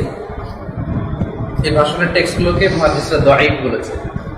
আগে আমি বলেছি যে এই হাদিসের কাটা কাটা অংশগুলো অন্যান্য জায়গায় সহিহ হিসেবে পাওয়া যায়, কিন্তু সবগুলো মিলিয়ে একটা কালেকশন হিসেবে এই টেক্সটটা দাঈফ। তাতে করে এগুলো মানতে আমাদের কোনো সমস্যা নেই। আলোচনার শেষে যদি আমার সময় থাকে, হাদিসটা আমি খুলে রাখছি এখানে অনলাইন থেকে, এটা পড়ে শোনাব। শুধু আমি প্রথম লাইনটা বলি। তিনি এশার নামাজের পরে সাহাবীদেরকে বললেন, ইয়া আইয়ুহান নাস কদ আদাল্লাকুম শাহরুন আযীম, অর্থাৎ শাবানের শেষ দিন 30 তারিখে আগামীকাল থেকে রোজা পালন হবে। সবাইকে বসিয়ে বললেন, ইয়া আইয়ুহান নাস কদ আদাল্লাকুম শাহরুন আযীম। এই লম্বা হাদিসটার প্রথম অংশ, হাদিসটা পড়তে প্রায় 3-4 মিনিট লাগে। রাসূল সাল্লাল্লাহু আলাইহি ওয়াসাল্লামের এরকম লম্বা হাদিস তিনি ভাষণ দিয়েছেন এরকম খুব কম পাওয়া যায়। রাসূল সাল্লাল্লাহু আলাইহি ওয়াসাল্লামের ভাষণগুলো ছিল খুবই ছোট, কিন্তু এই ভাষণের ইম্প্যাক্ট কলিজায় ছিল, মানুষের অন্তরে ছিল অনেক বেশি। এজন্য ওনার বেশি কথা বলার প্রয়োজন হতো, অল্প বললেই মানুষ বুঝে ফেলত। এবং রাসূল সাল্লাল্লাহু আলাইহি ওয়াসাল্লাম সারা জীবনে যত ভাষণ কন্ডাক্ট করেছেন কোনটাই 10 মিনিটের বেশি ছিল না। সবচেয়ে বড় ভাষণটা দিয়েছিলেন বিদায় হজের ভাষণ। ওইটার টেক্সট গুলোকে একসাথে জমা করলে সর্বোচ্চ 8 থেকে 10 মিনিট সময় লাগে। প্রোডাক্টিভ রমাদানে আমরা শুনেছিলাম ওটার বঙ্গের মধ্যে। তো এই হাদিসটাতেও যে ভাষণ দিয়েছেন এটাও বেশ বড়, এটা প্রায় 3-4 মিনিট সময় লেগে থাকে। এবং কিয়ামতের একটা আলামত হচ্ছে খুতাবুকুম তাবিলা ওয়া সালাওয়াতুকুম কাসীরা। কিয়ামতের আগে your Islamic lectures will be very longer. তোমাদের ইসলামী বক্তব্যগুলো অনেক লম্বা হয়ে যাবে। And your offering salah 5 times a day will be very short. নামাজগুলো তোমাদের খুব খাটো হয়ে যাবে। এখন তাই হচ্ছে, ইসলামী লেকচার অনেক লম্বা হয়, নামাজ খাটো হয়ে যাচ্ছে। এজন্য বিশ্বনবী বক্তব্য দিতেন খুবই ছোট, অল্প। জাওয়ামিউল কালিম, ওনার ভাষণগুলোকে বলা হতো জাওয়ামিউল কালিম, শব্দ কম কিন্তু তার ব্যাখ্যা। তো রমজানকে উপলক্ষে তিনি উপলক্ষ করে বলেছিলেন ইয়া আইয়ুহান নাস ক্বাদ আদাল্লাকুম শাহরুন আযীম। খেয়াল করতেছেন, শাহরুন আযীম, হে মানুষেরা তোমাদের কাছে আগমন করছে শাহরুন আযীম, এক সুমহান মাস। লাস্ট কিয়ামুল লাইলে আমরা অ্যাপ্রোচিং দ্য হোলি কোরআনের আলোচনায় শুনেছিলাম যে আযীম শব্দটার একটা গুরুত্বপূর্ণ বিষয় হচ্ছে আল্লাহ যেন তেন কোনো বিষয়ে বোঝাতে আযীম বলেন। কোন বিষয়ের মর্যাদা গুরুত্ব যদি অনেক বেশি হয় তখন আল্লাহ কি বলেন? আযীম। আমরা শুনেছিলাম যে বিশ্বনবী সাল্লাল্লাহু আলাইহি ওয়াসাল্লামের চরিত্র এর উপমা আল্লাহ কি দিয়ে দিবেন? আল্লাহ বললেন ওয়া ইন্নাকা লাআলা খুলুকিন, হে নবী আমি আপনাকে সুমহান চরিত্রের উপর পুরস্কার দিচ্ছি। এরপর আমরা বলেছিলাম কিয়ামতের যে আর্থকোয়েক, সেক্ষেত্রে আল্লাহ বলেছেন ইন্না সালসালাতাস সাআতি লাশাইউন আযীম। কিয়ামতের ভূমিকম্প এটা একটা বিশাল বিষয়। এরপরে আল্লাহ নিজের পরিচয় দিয়েছেন আযীম বলে। আয়াতুল কুরসির শেষে কি ওয়ালা ইয়াউদুহু হিফযুহুমা ওয়া হুয়াল আলিয়ুল আযীম, তিনি সুমহান আযীম। এরপরে ব্ল্যাক হোল, ব্ল্যাক হোলের নাম শুনেছেন না আপনারা? এই ব্ল্যাক হোলের বিষয়টাও কিন্তু স্পেসে, মহাকাশে একটা ব্যাপক বিষয়। এটা রেঞ্জে কোন তারকা যদি যায়, যত বড় সাইজের হোক, ইভেন গ্যালাক্সি গুলোতেও মনে হয় এটা চুষে খেয়ে ফেলতে পারে, তাই না? এই ব্ল্যাক হোলকে আরবিতে বলে মাওয়াকিউন নুজুম। এই মাওয়াকিউন নুজুমের কসম খেতে যে আল্লাহ বলেছেন আযীম, ফালা উকসিমু বিমাওয়াকিউন নুজুম ওয়া ইন্নাহু লাকাসামুন লাউ তা'লামুনা আযীম। মানে ব্ল্যাক হোলের বিষয়টা মহাশূন্যে এত ভয়ঙ্কর একটা বিষয়, এটা রেঞ্জের যত বড় সাইজের তারা হোক, যত হাজার কোটি গুণ বড়, সূর্যের চেয়ে যত বড় হোক, এগুলো যদি কখনো রেঞ্জে ঢুকতে পারে মুহূর্তের মধ্যে চুষে খেয়ে ফেলবে ব্ল্যাক হোল। এটার কসম কাটতে যে আল্লাহ বলেন আযীম। আবার এখানে দেখেন বিশ্বনবী রমজান মাস যে কত দামি মাস, এটা বোঝানোর জন্য বিশ্বনবী আযীম বললেন ইয়া আইয়ুহান নাস ক্বাদ আদাল্লাকুম শাহরুন আযীম, তোমাদের সামনে এক সুমহান মহিমান্বিত মাস আগমন করছে। এরপরে তিনি লম্বা হাদিসটা বললেন, আমাদের সময় থাকলে শেষে হাদিসটার অর্থ করে শোনা। এই জন্য এত একটা দামি মাস, মর্যাদাপূর্ণ মাস আল্লাহ আমাদেরকে দিয়েছেন, এবং সেটা আসতে আর মাত্র 20 দিন বাকি। টেলিভিশনে এরকম অনেক ইয়ে হয়, বা লটারির র্যাফেল ড্র যখন হবে আর মাত্র 15 দিন বাকি, আর মাত্র 5 দিন বাকি, আর মাত্র 3 দিন বাকি। রমজান নিয়ে আমাদের এত হ্যাঁ, রমজান নিয়ে এতটা উৎসাহ আমাদের নেই, বরং রমজান নিয়ে বলা দরকার ছিল ফেসবুকে শুধু স্ট্যাটাস, আর মাত্র 5 দিন, আর মাত্র 4 দিন, আর মাত্র 3 দিন। এটা অনেকে দেয় আলহামদুলিল্লাহ। এই জন্য এই রমজানকে সামনে রেখে আমাদের একটা প্ল্যান করতে হবে, কর্মসূচি। যেহেতু 20 দিন সামনে আছে, খুব কাছের 1-2 দিনে ব্যস্ত থাকলেও তারপরেও আপনি করতে পারবেন, কিন্তু প্ল্যান ছাড়া যেন রমজান আমাদের না কাটে। একটা প্ল্যান থাকবে যে কি কতটুকু খাবো, কতটুকু ঘুমাবো, কোরআন কতটুকু পড়বো, তাফসীর কতটুকু পড়বো, তাহাজ্জুদের নামাজ পড়বো, আর অনেক ভালো ভালো কাজগুলো করবো। এজন্য আপনাকে ঝামেলায় জড়ায় ফেলে এই কাজগুলো রমজানের আগে সেরে ফেলতে হবে। কাপড় ধোয়া একটা ঝামেলার কাজ, রুম গোছানো একটা ঝামেলার কাজ, ইত্যাদি সেটাতে অনেক ঝামেলার কাজ থাকে, এগুলো রমজানের আগে শেষ। কোন কারণে রমজানে যদি এই কাজগুলো করাই লাগে, রমজানের প্রথম 20 দিনে শেষ, অবশ্যই অবশ্যই রমজানের প্রথম 20 দিনে শেষ। রমজানের শেষ 10 দিন রাখতে হবে, মানে completely it should be dedicated for your Lord. অবশ্যই অবশ্যই শেষ 10 দিন আল্লাহর ইবাদতের জন্য নিজেদেরকে নিয়োগ করে দিতে হবে। আরব বিশ্বে আমরা যখন ছিলাম সেখানে দেখেছি যে শেষ 10 দিন যে আরবদের কি ইবাদতের মানে একটা দৃশ্য। মিশরীরা সবাই ইতিকাফ করে, অফিস যারা করে তারাও ইতিকাফ করে। আমাদের দেশে ইতিকাফে কেউ যদি ফুল টাইম ইতিকাফ না করে ওটারে ইতিকাফ বলা হয়। আসলে ইতিকাফ ফুল টাইমও হতে পারে, it can be full time or it can be part time. Part টাইমে ইতিকাফ হয়, কথার কথা আপনি রাত্রে সময় পান, তো সারা রাত মসজিদে থাকেন, এতেকাফ। আপনি প্রতি রাতে কথার কথা 3 ঘন্টা সময় পান, এই 3 ঘন্টা যদি এতেকাফের নিয়ত করে আপনি মসজিদে থাকেন, ওইটাও আপনি এতেকাফের সুযোগ পাবেন। এজন্য শেষ 10 দিন রাখতে হবে শুধুমাত্র ইবাদতের জন্য। বিশেষ করে শেষ 10 দিনের কোন দিনগুলো? বেজর রাত্রিগুলো 21, 23, 25, 27, 29। এই 5টা দিন কমপ্লিটলি ইবাদতের জন্য রাখতে হবে। এই দিনে যাতে কোনো ব্যস্ততা আপনাকে ব্যস্ত করে তুলতে না পারে। আর এখানে সেন্ট্রাল মস্কে আলহামদুলিল্লাহ এত সুন্দর পরিবেশ। কোনো ভাই যদি এখানে এতেকাফ নাও করেন, আপনাদের কাছে আমি খুবই বিনয়ের সাথে অনুরোধ করব, শেষ 10 দিন একটু সেন্ট্রাল মসজিদে ঘুরে আসবেন ইবাদতের জন্য, শুধু ঘুরে আসবেন। বিশেষ করে শেষ 10 দিনের 25, 26, 27, 28 ওই সময়গুলো রাত 1টায় হোক, 2টায় হোক, 3টায় হোক, 4টায় হোক, একটু শুধু ঘুরে আসবেন। আমার অনুরোধটা যেন আপনাদের খেয়াল থাকে, যাদের এতেকাফে বসার সুযোগ হবে না তাদেরকে অ্যাটলিস্ট ঘুরে আসার আমি অনুরোধ করতেছি। এই শেষ 10 দিনে যদি সেন্ট্রাল মস্কে যান, আপনি দেখবেন যে আল্লাহর প্রিয় বান্দারা কিভাবে তাদেরকে সমর্পণ করতেছে আল্লাহর ইবাদতের জন্য। কেউ দাঁড়িয়ে দাঁড়িয়ে দোয়া পাঠ করতেছে, কেউ তেলাওয়াত করতেছে, কেউ তাহাজ্জুদের নামাজ, মানে ডাইভার্স ন্যাশনালিটিস, পৃথিবীর সব দেশের লোকেরা এখানে আছে। কত লোকেরা যে কত ভাবে ইবাদত করতে জানে, কিভাবে যে নিজেকে সমর্পণ করা যায় স্রষ্টার সামনে, সেটা আপনি দেখতে পাবেন। যদি শেষ 10 দিন এখানে যদি থাকেন, অবশ্যই অবশ্যই আপনি সেন্ট্রাল মস্কে যাবেন। এই জন্য আমাদের একটা প্ল্যান থাকতে হবে, এবং এই প্ল্যানে আমাদের কি থাকা উচিত, কোন বিষয়গুলো প্রায়োরিটি দেওয়া উচিত, সেটা আমরা এখন বলবো। কাইফা নাকদি রমাদান। আমার সময় আছে, এবার আমরা বলবো এই রমজানটা আমরা কিভাবে কাটাবো, আমাদের প্ল্যান প্রোগ্রামে কি থাকবে। অবশ্যই অবশ্যই সর্বপ্রথম থাকবে হচ্ছে সালাত, 5 ওয়াক্ত নামাজ জামাতের সাথে আদায় করা। এই রমজানে একটা নফল অফার করলে একটা ফরজের সমান সওয়াব, একটা ফরজ অফার করলে 70টা ফরজের সমান সওয়াব। এত বড় সুযোগ তো আমাদের আসবে না। আর আমরা আগামী রমজান পাবো কোন গ্যারান্টি আছে? কোন গ্যারান্টি? যে কোনো সময় চলে যেতে পারে। এজন্য সামনে যে রমজান আসতেছে, এটাই আমাদের জন্য সবচেয়ে বড় মোক্ষম সুযোগ। আমাদের 5 ওয়াক্ত সালাত যেন জামাতের সাথে পাই, অন টাইমে জামাতের সাথে। 2 নম্বরে হচ্ছে সিয়াম।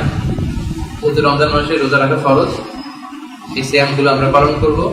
যদি না অসুস্থ হয়ে না থাকে, এখানে কয়েকজন লোকদের জন্য ছাড় আছে, যেমন মারিজ যারা অসুস্থ, তারা গুনে রাখবে কয়টা রোজা কাজা হলো, পরে কাজা করবে। অথবা মুসাফির, সফর যদি খুব কষ্টদায়ক হয়, গুনে রাখবে, পরে আদায় করবে। হায়ের অর্থাৎ মেনস্ট্রুয়েশনাল পিরিয়ড যাদের চলছে, মাসিক হচ্ছে মেয়েদের, তারা রোজা রাখতে পারবে না, তারা গুনে পরে রাখবে। আরেকটা হচ্ছে হারাম। হারাম মানে এমন বৃদ্ধ আর সুস্থ হবে এর কোনো সম্ভাবনা নেই, সে ফি দিয়ে দিয়ে গরিবদেরকে টাকা দিয়ে। এরা ছাড়া সব ম্যাচিউর ছেলে মেয়ে, প্রাপ্তবয়স্কা ছেলে এবং মেয়েদের জন্য রোজা রাখা ফরজ। আচ্ছা, ফামান শাহিদা মিনকুমুশ শাহরা ফালিয়াসুমহু, যে এই যারা এই মাস পায় তারা যেন এই মাসে সিয়াম পালন করে, এটা ফরজ। ফালিয়াসুমহু দিয়ে এটাকে ফরজ করে দেওয়া হচ্ছে। তাহলে আমাদের প্ল্যানে সবচেয়ে প্রায়োরিটি পাবে কি? জামাতে সালাত। জামাতে সালাত হলে 27 গুণ সওয়াব। সালাতুল জামাআত তাফদুলু সালাতুল ফজরি বি27 দারাজা। আর এখানে তো জামাতে সালাতের কোনো সমস্যা নাই। কোনো কারণে যদি দেরি করেও আসেন, কাছেন গো করে একদম ইমাম বানাই ফেলবেন, সেও আপনার ইমাম, আপনি তার চলবে, কোনো সমস্যা নেই। 3 নম্বরে হচ্ছে তেলাওয়াতুল কোরআন। 1 খতম কোরআন পড়তেই হবে, এরকম একটা মানসিকতা এখন থেকে করে ফেলেন যে একটা খতম আমি দিব। এক্ষেত্রে যে টিপসটা আমি বলি সেটা হচ্ছে, কোরআন হচ্ছে 30 পারা, প্রত্যেক পারা 20 পৃষ্ঠা করে, আর প্রতিদিন আমরা 5 ওয়াক্ত নামাজ পড়ি। প্রত্যেক ওয়াক্ত নামাজের পরে যদি 4 পেজ করে আপনি পড়েন, তাহলে 4 পাঁচা 20, 20 পৃষ্ঠা হয়ে যায়। ধরেন ফজরের নামাজের পরে 4 পৃষ্ঠা পড়তে কি খুব বেশি কষ্ট হবে? যেহেতু অজু করাই থাকে, জোহরের নামাজ তো অজুর সাথেই করলেন, তারপরে 4 পৃষ্ঠা পড়ে ফেলেন, আসরের পরে 4 পৃষ্ঠা পড়ে ফেলেন। এভাবে 5 ওয়াক্ত নামাজে যদি আপনি 4 পেজ করে পড়েন, তাহলে 4 পাঁচা 20, 1 পারা হয়ে গেল।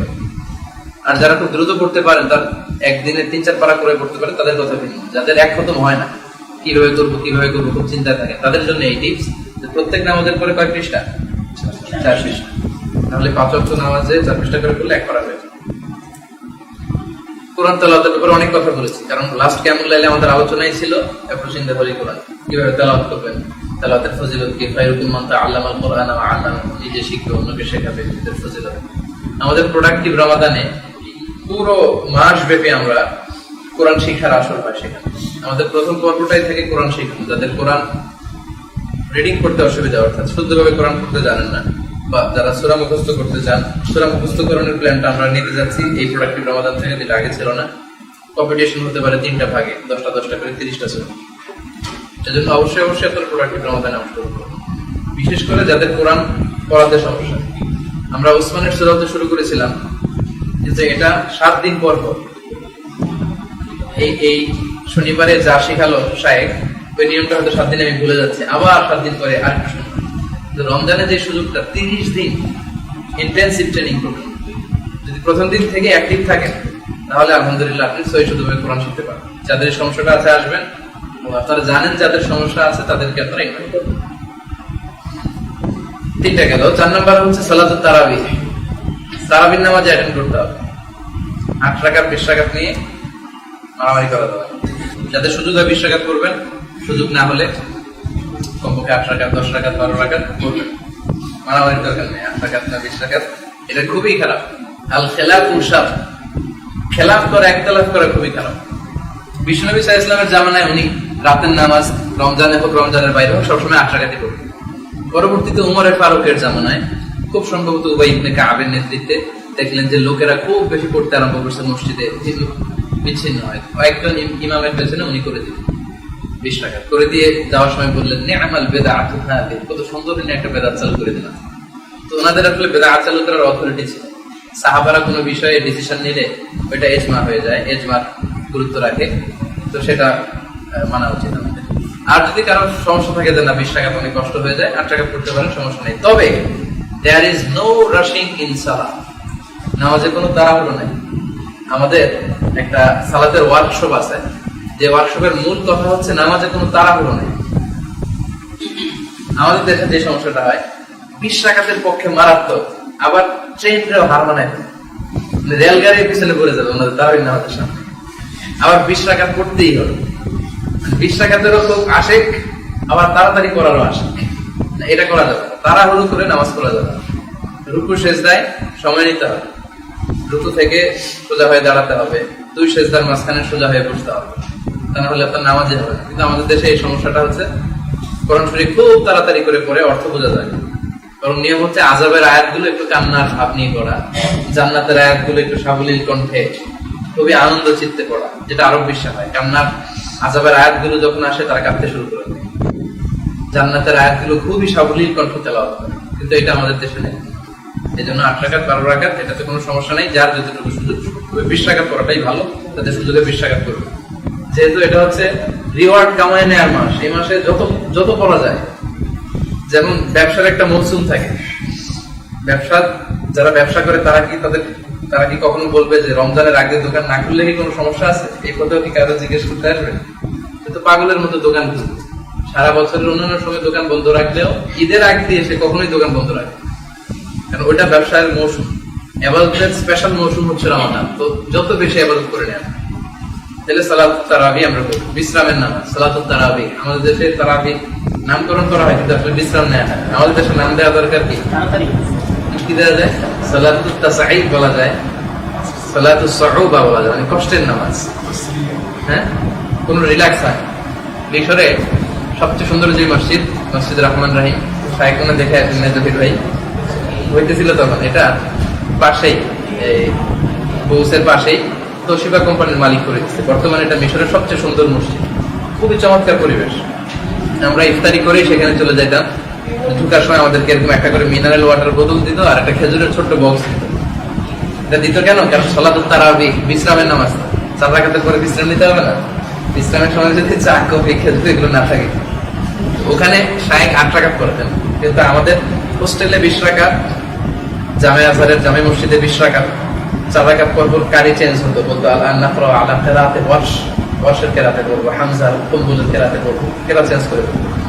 কিন্তু ওই মসজিদে 8 রাকাত করা হতো, তো খুবই লম্বা সময়। সেই 8 রাকাত আমাদের দেশের 40 রাকাতের সময়। অর্থাৎ আমাদের দেশে 20 রাকাত করতে যতটুকু সময় লাগে তার চেয়ে অনেক বেশি সময় নিয়ে তিনি 8 রাকাত করেন। ভরাট গলা, অন্ধ একজন শায়েখ। সোমালিয়াতে তখন দুর্ভিক্ষ, উনি টাকা তুলতেছেন, কালেকশন করতেছেন, তো উনি অন্ধ। উনি বললেন যে প্রিন্সেস ডায়নার জামা বিক্রি হয়, অমুক অমুক নেতাদের জামা বিক্রি হয়, আমি অন্ধ লোকটাকে তোমরা কি পছন্দ করো? ভাই বলতেছে জি আমরা পছন্দ করি। উনি বলতেছে আমি শাইখ রজব জাকি, আমার এই জুব্বাটা বিক্রি করবো, কে আছে? মানে ওই টাকাটা ইয়ের জন্য, হ্যাঁ, ফান্ড রেজ করা হচ্ছে সোমালিয়ার জন্য। ওনার জুব্বাটা এক লোক দ্বারাই বলতেছে আমি 1 মিলিয়ন পাউন্ড দিয়ে কিনলাম। উনি বলতেছে লোকটারে আমার কাছে একটু নিয়ে আয়, আমি তো দেখবো না তারে, আমি একটু ধরে দেখবো। এরকম কেটে কেটে বলতেছে। তো সেও খুব মুখলেস লোক ছিল, সে বলতেছে না আমি যাবো না। তো সবাই বলতেছে যে শাইখ আপনার একটু ধরে দেখতে চায়। তো নিয়ে আসা হলো, শেষ পর্যন্ত তার জড়ায় ধরে উনি কাঁদলেন। উনি বলতেছে আজকে তোরে ধরে দেখলাম, জান্নাতে তোরে আমি দেখবো। এরপরে হচ্ছে সালাতুত তাহাজ্জুদ, তাহাজ্জুদের নামাজ। এটা আল্লাহর কাছে অনেক প্রিয়। প্রচন্ড ঘুমকে স্যাক্রিফাইস করে যে নামাজটা অফার করা হয় এটাকে বলে সালাতুত তাহাজ্জুদ। কি বলে? আরবিতে ঘুমের আলাদা আলাদা আরবি আছে। ঘুমের প্রথম যে স্তর ড্রোজি ফিলিং হয় এটাকে বলে নুআস। কি বলে? নুআস। একটু এরকম হচ্ছে আর গাড়ি চলতে গেলে এরকম যে ঝুমনি আসে, এটা হচ্ছে নুআস। নুআস শব্দটা কোরআনে আছে। দ্বিতীয় স্তরের নাম হচ্ছে সিনা। সিনা মানে হচ্ছে শর্ট ন্যাপ বা লাইট স্লিপ, ছোট্ট ঘুম। পাওয়ার ন্যাপ দেয় না অনেকে, পার্সেন্টের জন্য ছোট্ট ঘুম দেয়, বা হালকা হালকা ঘুম আসছে কিন্তু মন্দার ভাই কি বলতেছে আমি শুনতেছি, এরকম একটা ঘুম আসে না, এইটারও বলে সিনা। 3 নাম্বার স্তর হচ্ছে নাউম। নাউম মানে স্বাভাবিক ঘুম, একজন মানুষ ঘুমিয়ে গেলে আর কিছুদিন দুনিয়ার খেয়াল নেই, সে ঘুমিয়ে গেছে। এই দুইটা সিনা আর নাউম একই জায়গায় আছে। লা তাখুযুহু সিনাতু ওয়ালা নাউম। আল্লাহকে স্লাম্বারও পায় না, আল্লাহকে ঘুমও পায় না। 3টা গেল, নুআস, সিনা, নাউম। এরপরের যে ঘুমের লেভেলটা ওইটাকে আরবিতে বলে হুজুদ। কি বলে? হুজুদ। হুজুদ সাধারণত রাতকে 4 ভাগ করলে চতুর্থ ভাগে যে ঘুমটা আসে, খালি কম্বল টাইনা টাইনা গায়ে নিতে মনে চায় শীতকালে, কেউ সরাই দিলে দেখবেন ঘুমের মধ্যে টানতেছে, মানে এত ভালো লাগতেছে ঘুমটা, প্রচন্ড ঘুম। তখন হয়তো তাকে ডাকলেও সে শুনতেছে না, অনেকবার ডাকলে তাকে ধাক্কা না মারলে সে উঠতেছে না। ওই যে প্রচন্ড ঘুমটা শেষ রাতের, ওই ঘুমটাকে আরবিতে কি বলে? হুজুদ। এই হুজুদের ঘুমকে স্যাক্রিফাইস করে যে সালাত অফার করা হয় এই সালাতকে বলে সালাতুল হুজুদ বা সালাতুল তাহাজ্জুদ। তাহাজ্জুদ আর হুজুদ একই কথা, হুজুদের নামাজ বা তাহাজ্জুদের নামাজ। এজন্য আল্লাহ তাআলার কাছে এই হুজুদের সালাতটা অনেক প্রিয় বা তাহাজ্জুদের সালাতটা অনেক প্রিয়।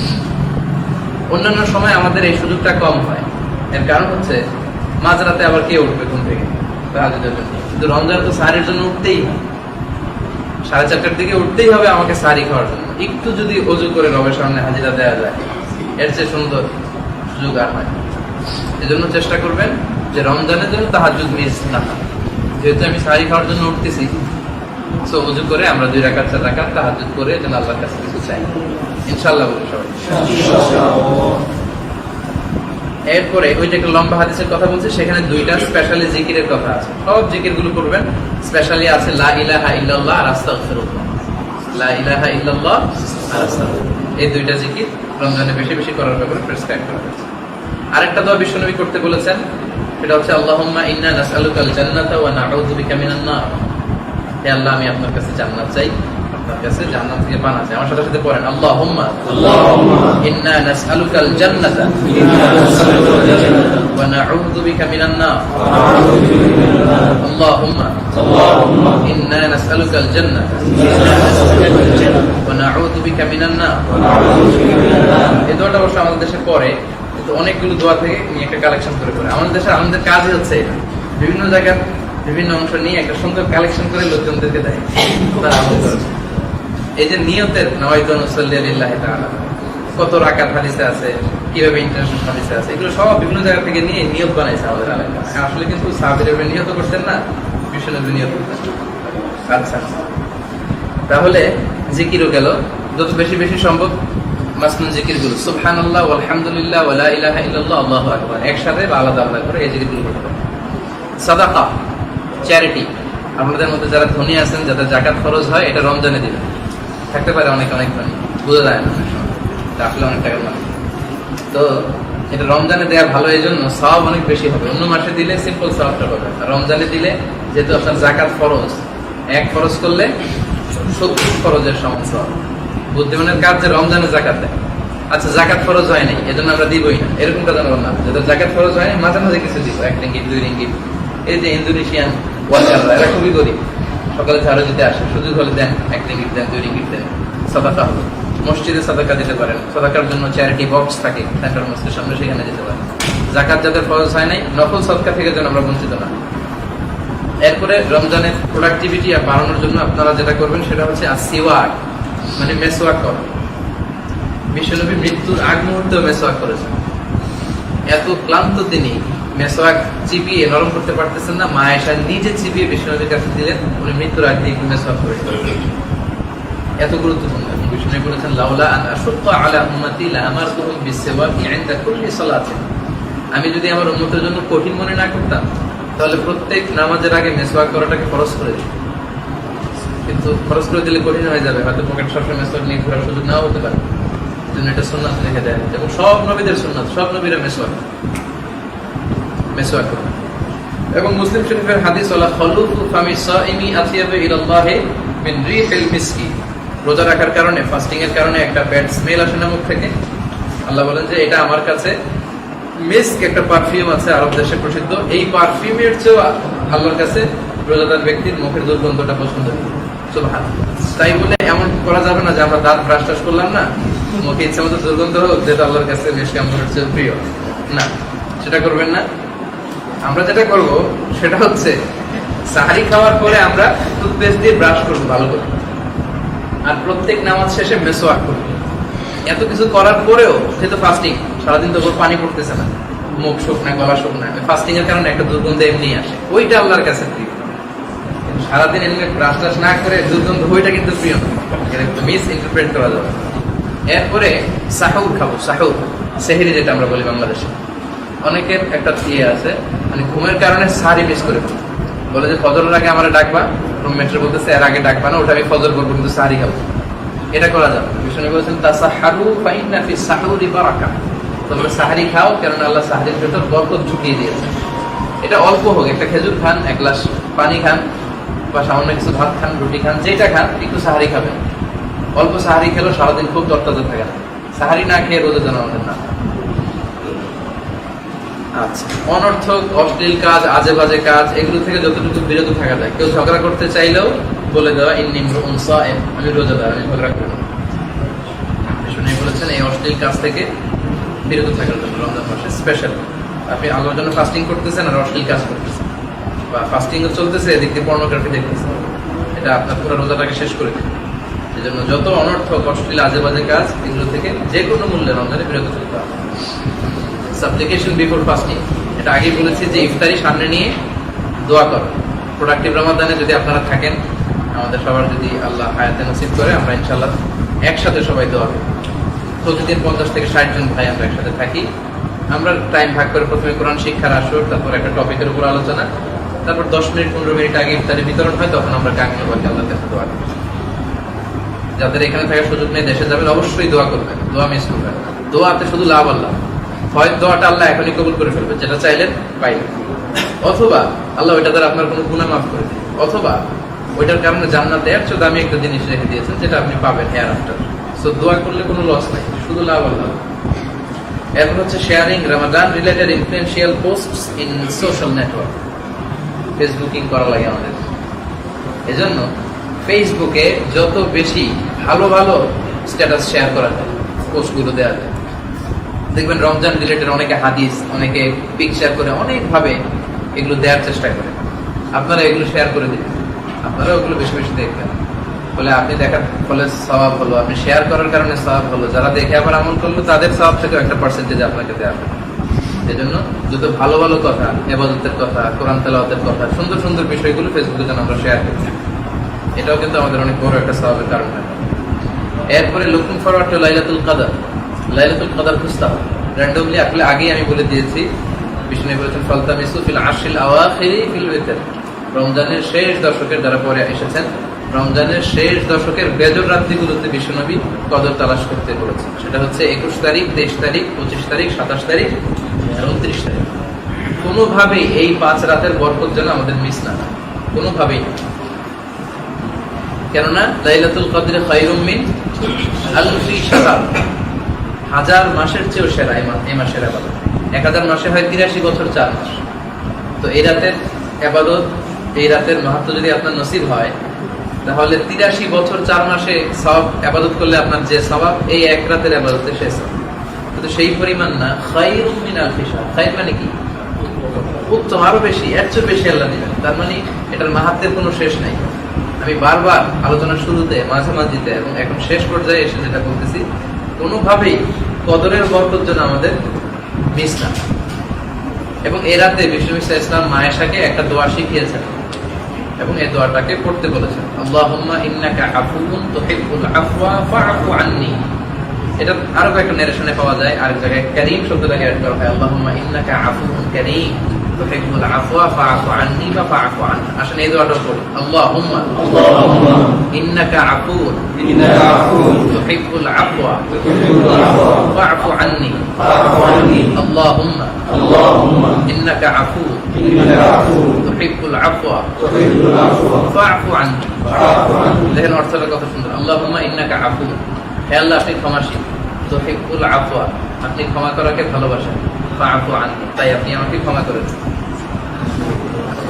হে আল্লাহ আপনি ক্ষমাশীল, আপনি ক্ষমা করাকে ভালোবাসেন, তা আমাকে আপনি ক্ষমা করে দিন। এজন্য কদরের রাত্রিগুলোতে এই দোয়াটা আমরা বেশি বেশি করি। যাদের এই দোয়াটা মুখস্থ নেই মুখস্থ করে নেবেন।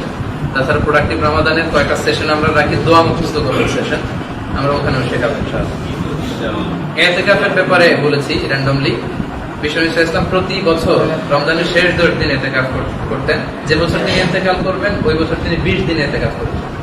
ওনার ইন্তেকালের পরে ওনার স্ত্রীরা ইতিকাফ করতো, সাহাবীরা ইতিকাফ করতো। ইতিকাফ করার যে সুযোগ, লাভটা, সেটা হচ্ছে ইতিকাফ করলে লাইলাতুল কদর আর তাদের ছুটে যাওয়ার সম্ভাবনা। একেবারে শেষে চলে আসলাম রমাদানের, বাকি থাকলো সাদাকাতুল ফিতর। মালয়েশিয়াতে গত বছর 5 রিঙ্গিট ছিল, তাই না? 7 রিঙ্গিট ছিল। আমাদের দেশে হয়তো 65 টাকা বা 50 টাকা এরকম ইসলামিক ফাউন্ডেশন ওরা ধরে দিবে। যারা ধনী তারা আরো বেশি দিবে। কিসমিসের হিসাব করলে অনেক বেশি, জব গমের হিসাব করলে অনেক কম। এই সাদাকাতুল ফিতরটা আমাদেরকে দিতে হবে তুহরাতাল লিসাইম, বিষয় বলেছেন, ওয়া তুহমাতাল লিল মাসাকিন। এই যে রমজান চলা অবস্থায় রোজা অনেক কারণে হালকা হয়ে যেতে পারে, ছোটখাটো ভুল হয়ে যেতে পারে, এগুলো যেন জাবরে নকসান আল্লাহ মাফ করে দেয়, এই জন্য এই সাদাকাতুল ফিতরের ব্যবস্থা করা হয়েছে। আর তুহমাতাল লিল মাসাকিন, গরিব মিসকিনরা যাতে কিছু খেতে পারে। আমরা হয়তো সেমাই খাবো, অনেক কিছু খাবো, তাদের হয়তো কিছুই নেই। এজন্য এইটা দিয়ে যদি আমরা একটু শেয়ার করি তাদের সাথে, তাহলে ঈদের দিনে তারাও একটু মিষ্টান্ন খেতে পারে। এবং এটা দিতে হবে মুসল্লাতে যাওয়ার আগে। মান আদ্দাহা ক্বাবলা সালাতি ফাহিয়া যাকাতুন মাকবুলা, যে ঈদগাহে যাওয়ার আগে এটা দিয়ে দিবে, এটা যাকাতুন মাকবুলা, সাদাকাতুল ফিতরের সওয়াব পাবে। ওমান আদ্দা বা'দাহা ফাহিয়া সাদাকাতুন মিনাস সাদাকাত, ঈদের নামাজের পরে যদি দেন এটা সাদাকাতুল ফিতরের সওয়াব আর পাওয়া যাবে না, এটা এমনি চ্যারিটি, এমনি সাদাকা। এজন্য অবশ্যই রমজান শেষে ঈদের মুসল্লাতে ঈদগাহে যাওয়ার আগে আমরা এটা দিয়ে দিই। এটা এখানে দিলেও আদায় হবে, বাংলাদেশে দিলেও আদায় হবে, কোনো সমস্যা নেই। এখানে আমরা কালেকশন করি বাংলাদেশে পাঠানোর জন্য, এখানে যারা কালেকশন করে তাদের কাছে আমরা দিতে পারি। তো এই ছিল বিষয়গুলো। আমার মনে হয় একটা গ্ল্যান্সে আমাদের লিস্টে, প্রায়োরিটি লিস্টে কি থাকা উচিত শুধু নামগুলো একবার করে বলে দিই। আচ্ছা, কাইফা নাফদের রমাদান, কিভাবে রমজান কাটাবো, এর লিস্টে ছিল, প্রথমে ছিল 5 ওয়াক্ত নামাজ জামাতে, 2 নম্বরে ছিল সিয়ামগুলো পালন করা, 3 নম্বরে ছিল তেলাওয়াত, কমপক্ষে একটা খতম কোরআন করা, তারপরে তারাবির নামাজে অংশগ্রহণ করা, প্রতিদিন তাহাজ্জুদ, যেহেতু সাহারির জন্য আমার ভাই লাগতেছে একটু তাহাজ্জুদ করে নিলাম। এরপর সবগুলো মাসনুন জিকিরের সাথে সাথে স্পেশাল 2টা জিকির, লা ইলাহা ইল্লাল্লাহ আর আস্তাগফিরুল্লাহ, এবং একটা বিশেষ দোয়া, আল্লাহুম্মা ইন্না নাসআলুকাল জান্নাতা ওয়া নাউযু বিকা মিনান নার। যাদের যাকাত ফরজ হয়েছে এই মাসেই যেন যাকাত আদায় করি, যাতে করে অনেক বেশি রিওয়ার্ড পাওয়া যায়। 70 গুণ। যাকাত যাদের ফরজ হয়নি অল্প কিছু চ্যারিটি করি, সামান্য কিছু নফল সদকা যেন করি, সদকা থেকে যেন কেউ মাহরুম না। সেওয়াক, মেসওয়াক ব্যবহার করার কথা বললাম। সাহুর, সাহারি খেতে হবে, বাদ দেওয়া যাবে না, কেননা এর মধ্যে বরকত আছে। অনর্থক অশ্লীল আজে বাজে কাজ থেকে বেঁচে থাকতে হবে। অবশ্যই অবশ্যই ইফতারিকে সামনে নিয়ে দোয়া করতে হবে, কারণ আল্লাহর সফট কর্নার খুব বেশি গ্রো হয় ওই সময়, এই সুযোগটাকে কাজে লাগাতে হবে। এরপরে রমজান রিলেটেড, ইসলাম রিলেটেড ইনফ্লুয়েন্সিয়াল যে স্ট্যাটাস গুলো আছে ফেসবুকে এগুলো শেয়ার করা। লাইলাতুল কদরকে তালাশ করা, কবে আসবে, 21, 23, 25, 27, 29 ডেট খুঁজে খুঁজে ওই রাতে কোনো কাজ রাখা যাবে না। সুযোগ হলে ইতিকাফ করা, full timer or part timer. Full time ইতিকাফের সুযোগ না হলে পার্ট টাইম ইতিকাফে থাকা, যতটুকু সময় মসজিদে থাকা যায় ততটুকু। সর্বশেষ হচ্ছে সাদাকাতুল ফিতর মুসল্লাতে যাওয়ার আগে আদায় করে ফেলো। আমার প্রায় মনে শেষ না, তাহলে হাদিস বলার দরকার নাই।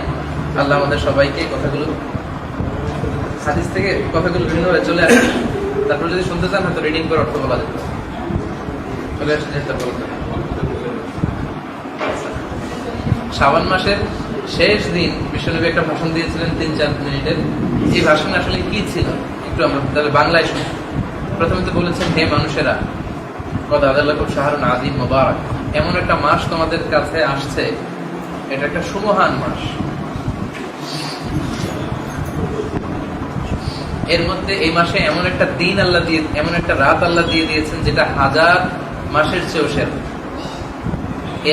এই মাসে দিনের বেলা তোমাদের জন্য সিয়ামকে ফরজ করেছেন, আর রাতের বেলা তাহাজ্জুদ বা কিয়ামুল লাইলকে সুন্নাত করেছেন। একটা সুন্নাত পরিমাণ বা নফল পরিমাণ কোন ইবাদত যে অফার করবে সে ফরজের সমান সওয়াব পাবে, আর ফরজ অফার করলে 70টা ফরজের সমান সওয়াব পাবে। এটা হচ্ছে ধৈর্যের মাস, এটা হচ্ছে, আর ধৈর্যের প্রতিদান হচ্ছে জান্নাত। আমি শুধু বাংলা বলতেছি। এটা হচ্ছে সহমর্মিতার মাস। এ মাসে মুমিনের রিজিকে বরকত দিয়ে দেয়া হয়। যারা এ মাসে সিয়াম অফার করবে, এই সিয়ামটা তাদের মানে পূর্বেকৃত যত পাপ আছে এই পাপগুলোর মোচনকারী হয় এবং জাহান্নাম থেকে মুক্তির কারণ হয়। কোন ব্যক্তিকে যদি এই মাসে কেউ ইফতারি করায়, ওই রোজাদারের সওয়াবকে না কমিয়ে তার সমপরিমাণ সওয়াব যিনি ইফতারি করালো তাকে দেয়া। এক সাহাবা বললেন, আমরা তো অল্প জিনিস খাই, ছোট্ট এক ঢোক পানি খেজুর দিয়ে যদি ইফতারি করাই তাতেও কি সওয়াব পাওয়া যায়? বিশ্বনবী বললেন, এক ঢোক পানি একটা খেজুর দিয়ে করানো সে পরিমাণ সওয়াব পাওয়া যায়। এই মাসে 4টা বিশেষ গুণ তোমাদের মধ্যে থাকতে হবে, যে 2টা খাসলা তোমাদের মধ্যে থাকলে তোমরা এতে করে তোমাদের প্রভু তোমাদের উপর খুশি হবে। আর 2টা বিষয়, সেই বিষয়ে আল্লাহর কাছ থেকে না চাইলে তোমাদের কোনো উপায়ই নাই। প্রথম 2টা হচ্ছে যে 2টা জিনিস বলার মাধ্যমে তোমাদের প্রভু খুশি হবে। একটা হচ্ছে শাহাদাতু আল্লা ইলাহা ইল্লাল্লাহ ওয়া তাস্তাগফিরুনাহু আর আস্তাগফিরুহু।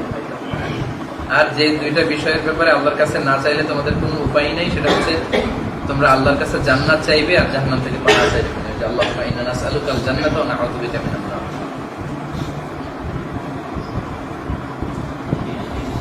যারা রমজান মাসে রোজাদারদেরকে পানি পান করাবে, তাদেরকে আল্লাহ আমার হাউস থেকে এমন পানি পান করাবে যে পানি পানের পরে তার আর কোনো তৃষ্ণা থাকবে না।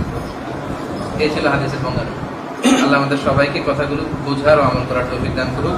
যতগুলো কথা বলেছি কোরআন এবং হাদিস থেকে বলেছি, বানিয়ে বানিয়ে বলি নাই। তারপরেও আমার মনের অজান্তে কোন ভুল তথ্য যদি বের হয়ে যায়, সেগুলোর জন্য আল্লাহ আপনাদের স্মৃতিপট থেকে মুছে দেয়। আমরা সবাই বলি আমিন। ভালো, সুন্দর, কল্যাণকর, সত্যের পক্ষে যা বললাম সবগুলোর জন্য আল্লাহ প্রথমে আমাকে আমলের তৌফিক দেয়, আপনাদের সবাইকে আমলের তৌফিক দেয়। আমরা বলি আমিন। সবাই ভালো থাকবেন, সুস্থ থাকবেন।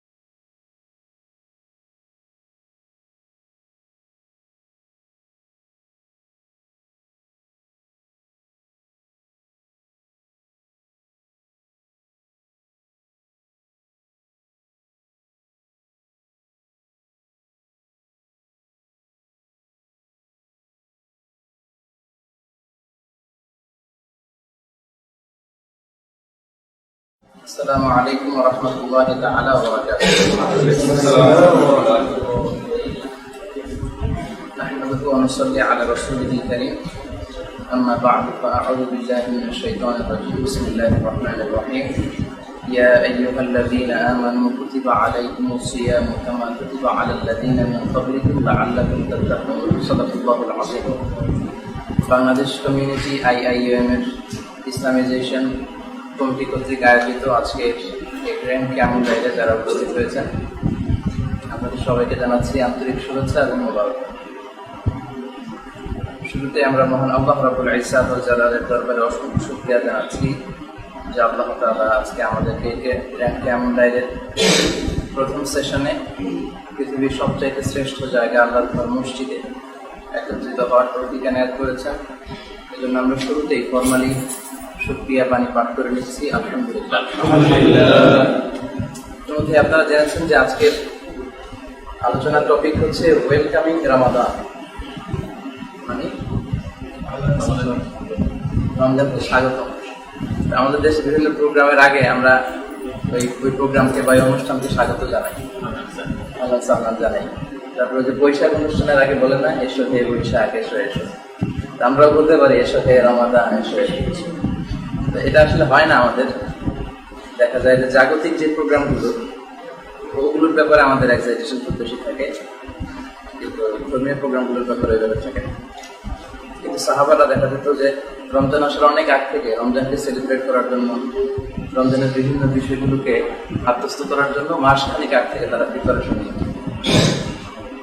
তো ওয়েলকামিং রমাদান নিয়ে বলবো, তার আগে আমাকে বলা হয়েছিল যে এই মাসের মধ্য রজনী, শ্রাবণ মাসের মধ্য রজনী নিয়ে দুইটি কথা বলি।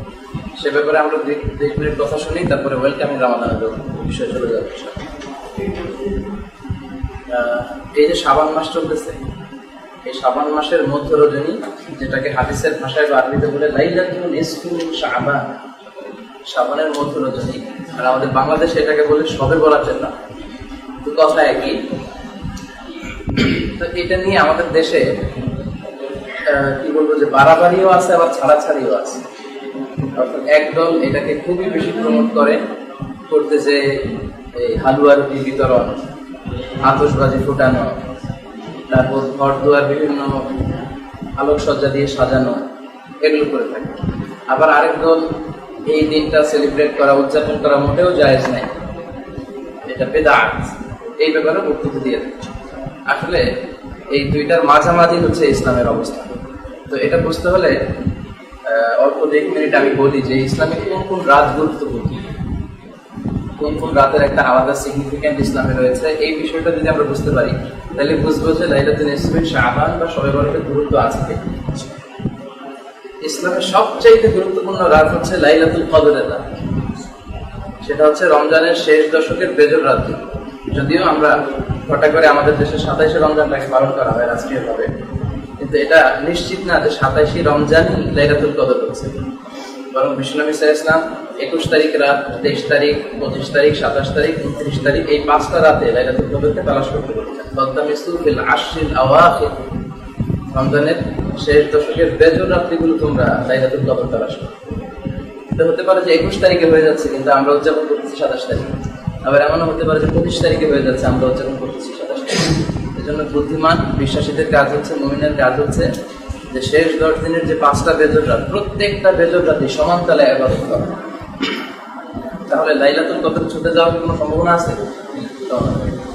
তাহলে এই 5 রাত ইসলামের সবচেয়ে বেশি গুরুত্বপূর্ণ কদরের রাত, শেষ দশকের 5টা বেজর। আচ্ছা, এরপরে হচ্ছে জিলহজ মাসের প্রথম 10 রাত গুরুত্বপূর্ণ, এবং এই 10 রাতের কসম আল্লাহ খেয়েছেন। ওয়াল ফাজর ওয়া লায়ালিন আশর, ফজরের কসম আর জিলহজ মাসের প্রথম 10 রাত্রির কসম। ওই 10 রাত্রিটা শুধু রাত্রি না, দিন সহ গুরুত্বপূর্ণ। অর্থাৎ জিলহজ মাসের প্রথম 10 দিন এবং 10 রাত গুরুত্বপূর্ণ। যেহেতু 10 রাত গুরুত্বপূর্ণ, এই জন্য এখানে কথাটা নিয়ে আসলাম। ওইটা গুরুত্বপূর্ণ হওয়ার কারণ হচ্ছে ওই 10 দিনে অনেক উম্মাহাতুল ইবাদাত, মৌলিক ইবাদতের একটা সমন্বয় ঘটে। আমরা নামাজ তো পড়ি, তারপর আবার আরাফার দিনে রোজা রাখি, হাজী সাহেবেরা কুরবানি করে, তারা তাওয়াফ করে, তারা অনেক গুরুত্বপূর্ণ কাজগুলো করে। এই 10 দিনে মৌলিক ইবাদতের এমন একটা মানে সন্নিবেশ ঘটেছে, অন্য কোনো দিনে ঘটে না। এই জন্য এই 10টা রাত তো বলতেছিলাম যে জিলহজ মাসের প্রথম 10 রাত গুরুত্বপূর্ণ। তাহলে একটা পেলাম কদরের রাত গুরুত্বপূর্ণ, আর একটা পেলাম জিলহজ মাসের প্রথম 10 রাত গুরুত্বপূর্ণ। এরপরে জুমার রাত্রিটা গুরুত্বপূর্ণ, বৃহস্পতিবার দিবাগত রাত। সাধারণত জুমার রাত্রির ব্যাপারে আমাদের কোনো খেয়াল থাকে, কিন্তু বৃহস্পতিবার দিবাগত রাত এটা অনেক গুরুত্বপূর্ণ। এই রাত্রিতে বিষ্ণু ইসলাম ইবাদত করতেন, সাহাবারা ইবাদত করতেন। 3টা গেল। 4 নম্বরে ঈদের 2 রাত গুরুত্বপূর্ণ। ঈদের রাত হচ্ছে সারাদিন ঈদ কাটানোর পরে যে রাতটা, ওটা ঈদের রাত, ওটা ঈদের পরের দিনের রাত। আরবিতে রাত আসে আগে, অর্থাৎ চাঁদ রাত। আমাদের দেশে চাঁদ রাত বলে না, এই চাঁদ রাতটা ইবাদতের জন্য খুবই মুখ্যম একটা সময়। বিশ্বনবী, সাহাবা এবং তাবিঈদের অভ্যেস ছিল এই 2 রাতে তারা আল্লাহর কাছে ক্ষমা চাই। রমজান শেষে 30 দিনের রোজা আল্লাহর কাছে কবুল হলো কিনা কারোর কাছে কোনো গ্যারান্টি নেই, আল্লাহর কাছে কাঁদতেন। এই 10 জিলহজের প্রথম 10 দিনের ইবাদত কবুল হলো কিনা, হজ কবুল হলো কিনা, এই জন্য ঈদুল আজহার রাতে তারা কাঁদতেন। তাহলে চারটা রাত, কদরের রাত, জিলহজ মাসের রাতগুলো, জুমার রাত, তারপর 2 দিন। এরপরে হচ্ছে এই লাইলাতুল নিসফু মিন শাবান, শাবান মাসের মধ্য রজনীর এই রাতটা, যেটা বাংলাদেশে বলে শবে বরাত। সমস্যা হচ্ছে আমাদের দেশে সবচেয়ে বেশি উৎসব মুখর পরিবেশে পালন করা হয় কোন রাত বলেন তো? শবে বরাত। আমরা সবাই তো একই দেশে, জানুয়ারিতে কথা বলা। শবে বরাতে যেই জাঁকজমকপূর্ণ একটা ইমেজ নিয়ে পালন করা হয়, ঘরে ঘরে হালুয়া রুটি বিতরণের বিষয়টা, অনেক বেশি আবাদত করা তো সমস্যা নাই, কিন্তু বিষয়টা হচ্ছে ইসলাম যেই রাতকে বেশি গুরুত্বপূর্ণ বলে আমাদেরকে জানিয়েছে, আমাদেরকে ওই রাতটাকেই সবচেয়ে গুরুত্বপূর্ণ হিসেবে নিতে হবে। এবং যেই রাতগুলোকে অপেক্ষাকৃত কম গুরুত্বপূর্ণ হিসেবে আইডেন্টিফাই করা হয়েছে, ওই রাতগুলোকে ওই পরিমাণ গুরুত্ব দিয়ে আমাদেরকে উদযাপন করতে হবে, ইবাদত করতে হবে। লাইলাতুল নিসফু মিন শাবান বা শবে বরাতের ব্যাপারে দয়ীফ হাদিসের অভাব নেই, ভুরি ওগুলো বলতে গেলে অনেক সময় লাগে। সহিহ হাদিস আছে এক দুটো, যেটা হাদিস শাস্ত্রের বিশারদ নাসিরউদ্দিন আল আলবানী, উনি ওনার হাদিসের যে ভলিউম কালেকশন সিলসিলাতুল আহাদিস আস-সাহিহা, এর মধ্যে উনি সহিহ বলেছেন একটা হাদিসকে, আর একটা হাদিসকে হাসান বলেছেন।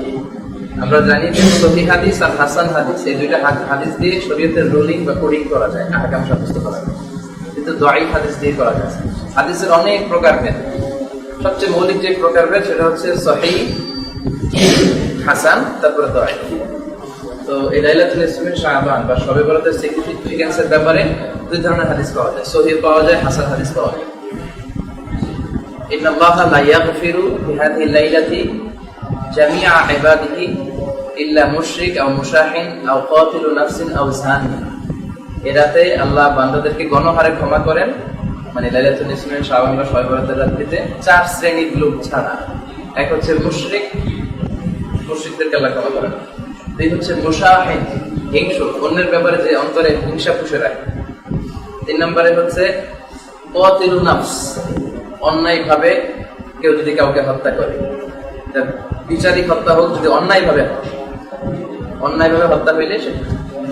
4 নম্বরে হচ্ছে জানিয়া, ব্যভিচারী বা ব্যভিচারী।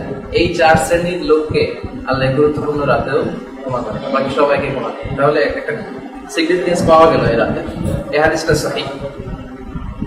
আর একটা হাসান হাদিস আছে, ওখানেও টেক্সটটা একই রকম, ওই 4টার জায়গায় শুধু 2টার কথা আছে, ইল্লা মুশরিক আও মুশাহিন, তাহলে ঘুরে ফিরে কথা একই।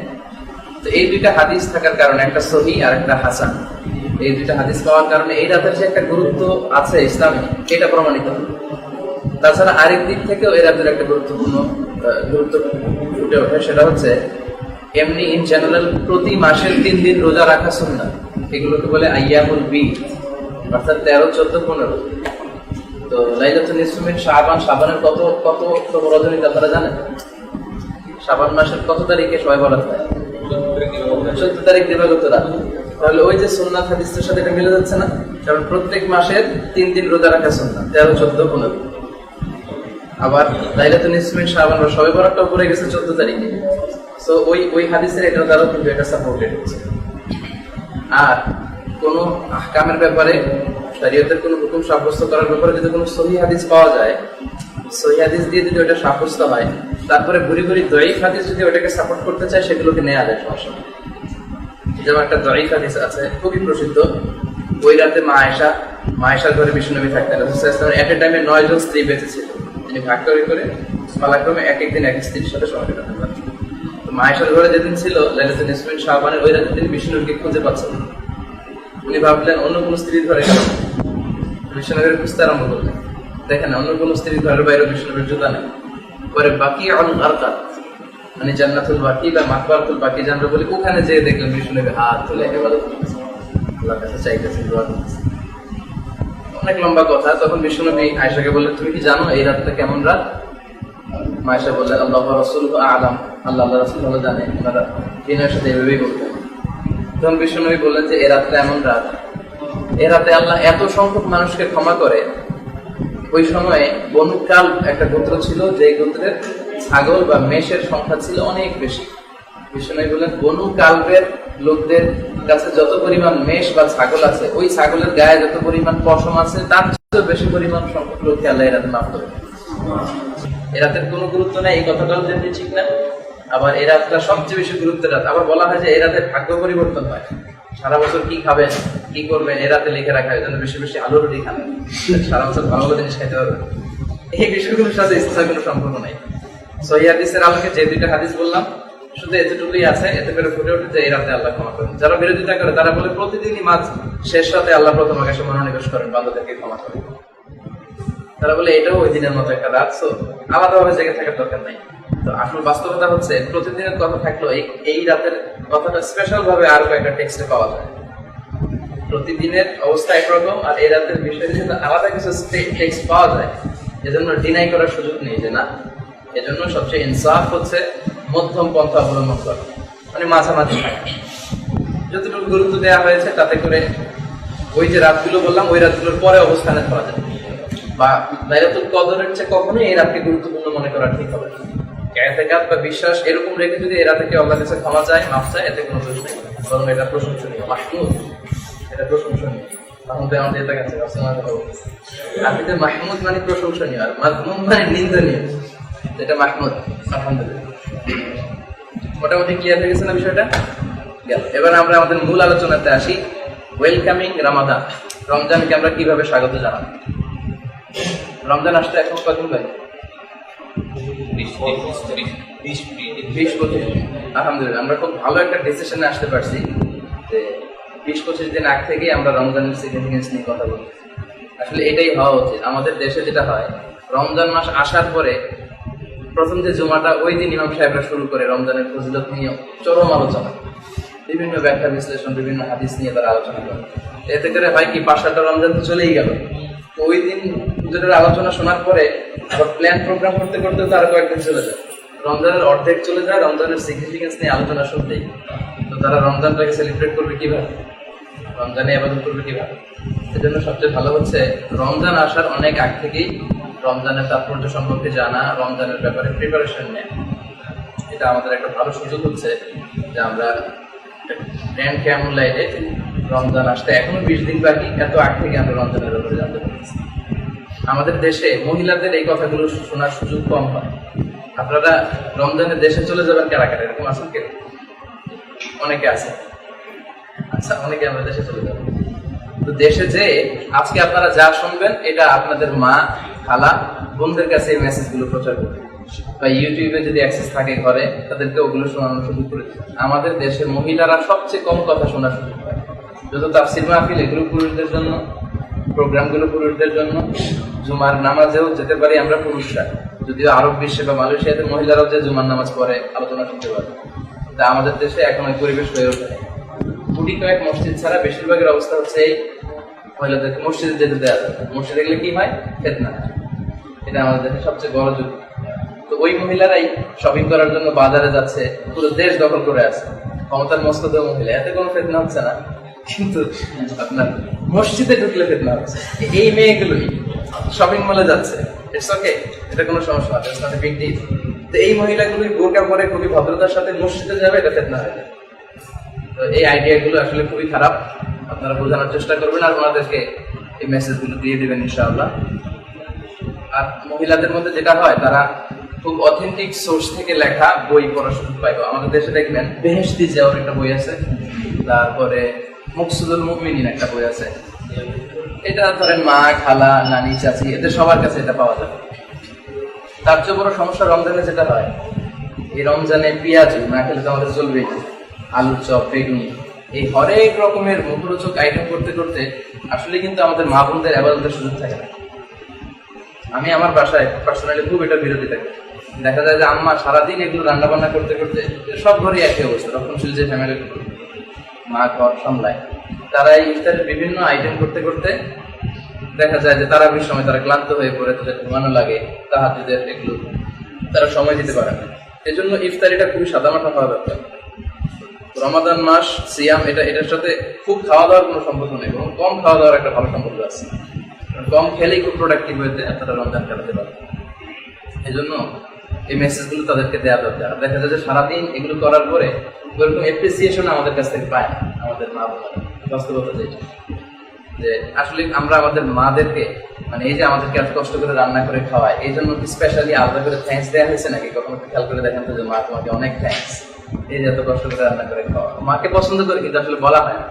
স্বামীদের অবস্থা অনেকটা এরকম, স্ত্রীদের প্রশংসা, রান্নার প্রশংসা এগুলো করা হয়, এগুলো করা উচিত। আচ্ছা, ওয়েলকামিং রমাদানের আলোচনাটা এটা 3 ভাগে আমি ভাগ করেছি। প্রথম ভাগ হচ্ছে ফাদিলাতুর রমাদান, রমজানের ফজিলতের ব্যাপারে প্রথমে বলবো। 2 নম্বরে বলবো কাইফা নুরাহিবু রমাদান, মানে হাউ টু ওয়েলকাম রমাদান, কিভাবে রমজানকে আমরা স্বাগত জানাবো। 3 নম্বরে বলবো কাইফা নাকদি রমাদান, হাউ টু পাস রমাদান, রমজান আসলে আমাদের কেমন করে উদযাপন করা হবে। তাহলে প্রথমে বলবো ফাদিলাতুর রমাদান। মহান আল্লাহ তাআলা মহাগ্রন্থ আল কোরআনে ইরশাদ করছেন, ইন্না ইদ্দাতাশ শুহুরি ইনদাল্লাহি 12 শাহরা, নিশ্চয়ই আল্লাহ তাআলার কাছে মাসের সংখ্যা 12টা। এই 12টা মাসের মধ্যে সবচেয়ে শ্রেষ্ঠ মাস হচ্ছে এই রমজান মাস। এটাকে বলা হয় সাইয়্যিদুশ শুহুর, মানে মাস সমূহের নেতা, লিডার মাস। সব মাসের নেতা হচ্ছে এই রমজান মাস। এর কারণ হচ্ছে শাহরু রমাদান আল্লাযী উনজিলা ফীহিল কুরআন, এই মাসে কোরআন নাযিল হয়েছে। আবার আল্লাহ বলছেন যে ইয়া আইয়ুহাল্লাযীনা আমানু কুতিবা আলাইকুমুস সিয়াম, যে একটা দিয়ে আমরা শুরু করেছিলাম, কামা কুতিবা আলাল্লাযীনা মিন ক্বাবলিকুম লাআল্লাকুম তাত্তাকুন। হে যারা বিশ্বাস স্থাপন করেছো, তোমাদের উপর রোজা ফরজ করা হয়েছে যেমনি ভাবে তোমাদের আগের উম্মতদের উপর রোজা ফরজ হয়েছে। আগে ফরজ করা হয়েছে এটা বলে আমাদেরকে সান্ত্বনা দেওয়া হবে, তাহলে 30টা রোজা আমাদের উপর, আমরা কি দোষ করলাম বিশ্বনবীর উম্মত হয়ে, এরকম একটা ভাব চলে আসে। এই ভয়ের কোনো কারণ নাই, শুধু আমাদের উপরে রোজা ফরজ না, আগেও সব জাতির উপর রোজা ফরজ ছিল, তবে ভার্সনটা ভিন্ন ছিল, এক একজনের ভার্সন ছিল এক একটা। আমাদের 30টা, কারো হয়তো ছিল 5টা, কারো 10টা, কারো আবার এমন ছিল রাত থেকে শুরু করে ফজর পর্যন্ত না খেয়ে থাকতে হবে তাহলে রোজা। আদম আলাইহিস সালামের সময় আবার আইয়ামুল বীদ, মাসের 13, 14, 15 এই 3টা ছিল ফরজ। আবার আমাদেরও এই রোজা রমজান মাসের 30 রোজা ফরজ হওয়ার আগে আশুরার রোজাটা আমাদের জন্য ফরজ ছিল। যখন এই 30 রোজা ফরজ করা হয় তখন আশুরার রোজা সুন্নাত হয়ে যায়। আবার কোন কোন উম্মতের সময় ভার্সনটা এমন ছিল যে সকাল থেকে সন্ধ্যা পর্যন্ত খাওয়া যাবে, কথা বলা যাবে, পান করা যাবে, খাওয়া যাবে, স্ত্রীর সাথে মেলামেশা করা যাবে, পান করা যাবে, কিন্তু কথা বলা যাবে না, মৌনতা।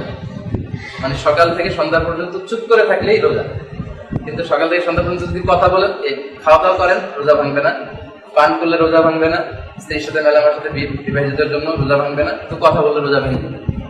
আপনারা জানেন যে তুর পাহাড়ে মুসা আলাইহিস সালাম 40 দিনের একটা মৌনতার ধ্যান করেছিলেন না? এটা আসলে 40 দিন ছিল না, এটা ছিল প্রথমে 30 দিন। তাওরাত দেওয়ার আগে 30 দিন তিনি ধ্যানমগ্ন ছিলেন তুর পাহাড়ে। 30 দিনের এই ধ্যান অবস্থায় ম্যান্ডেটরি যেটা ছিল যে 30 দিন রোজা অবস্থায় থাকতে হবে, মানে খাবার টাবার নিয়ে যেতেন, রুটি খেজুর। কারণ ওনাদের সময় রুটি খেজুর খেলে কি ভাঙে না? রোজা ভাঙে। কথা বললে রোজা ভেঙে যায়।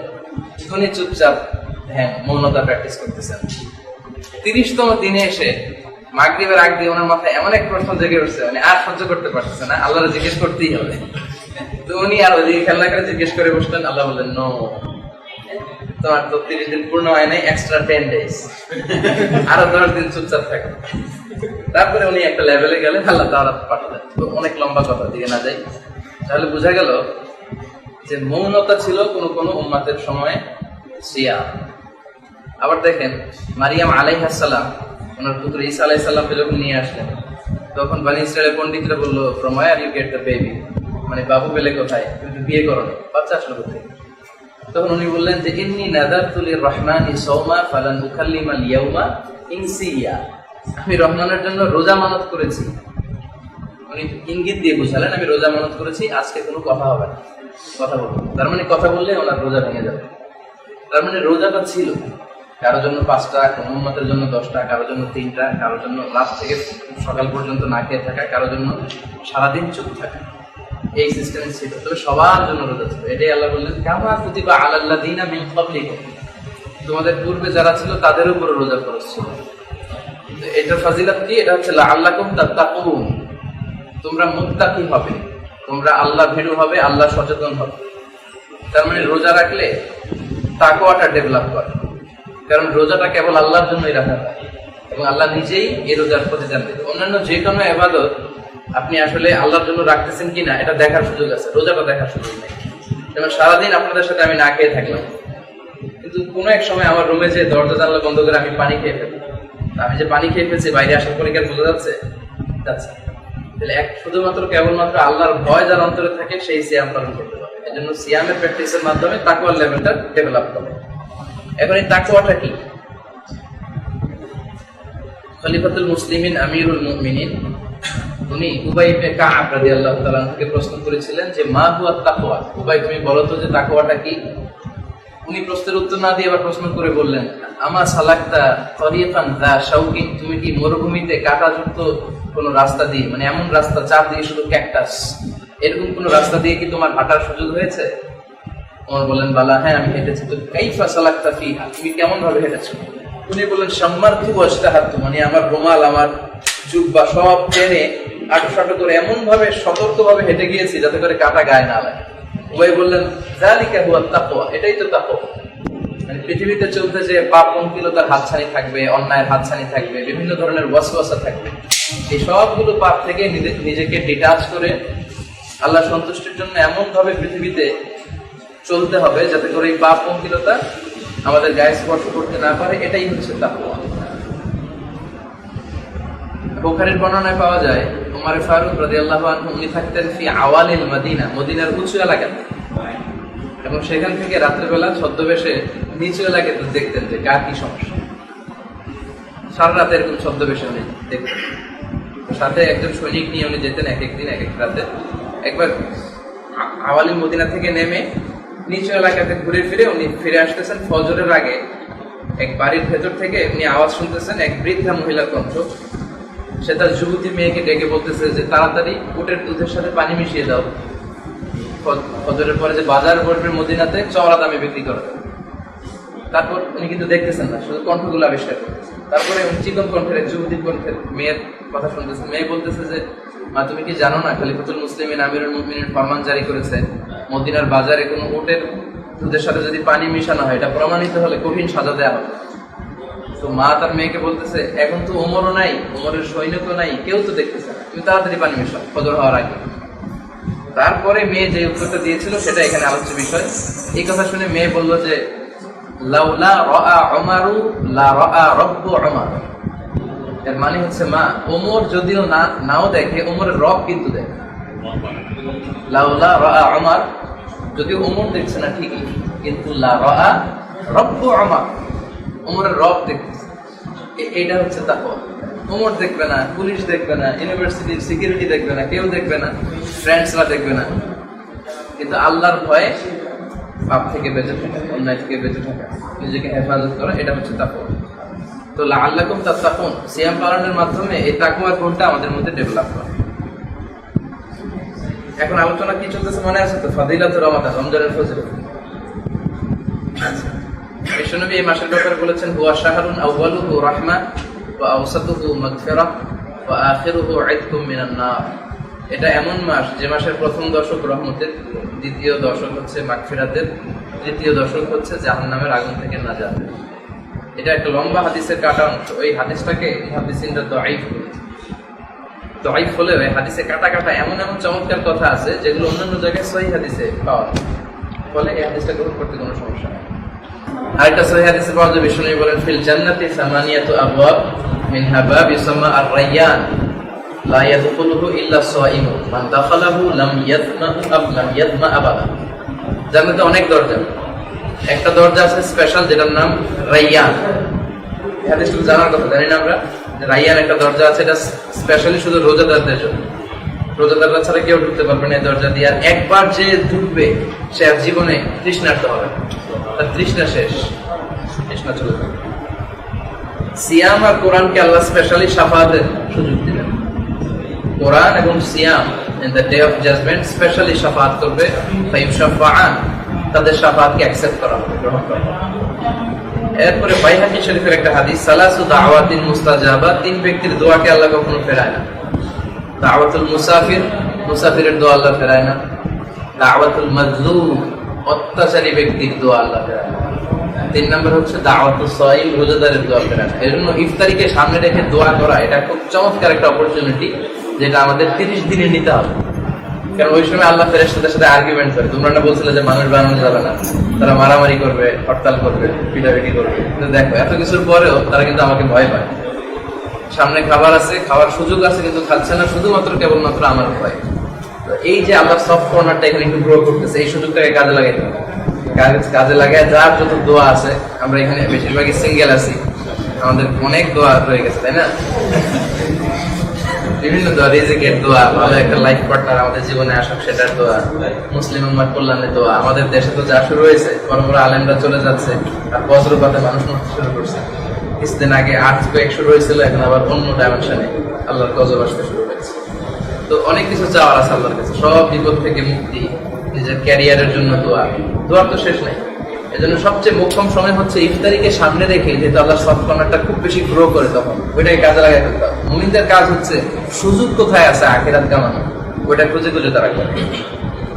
আচ্ছা, এরপরে আরেকটা হাদিস, বুখারীর বর্ণনা, খুবই প্রসিদ্ধ হাদিস রমজানের ব্যাপারে। ইদা জা রমাদান ফুতিহাত আবওয়াবুস সামা ওয়া গুলিকাত আবওয়াবু জাহান্নাম ওয়া সুফিদাতিশ শায়াতিন। আরেক বর্ণনায় ওয়া সুলসিলাতিশ শায়াতিন।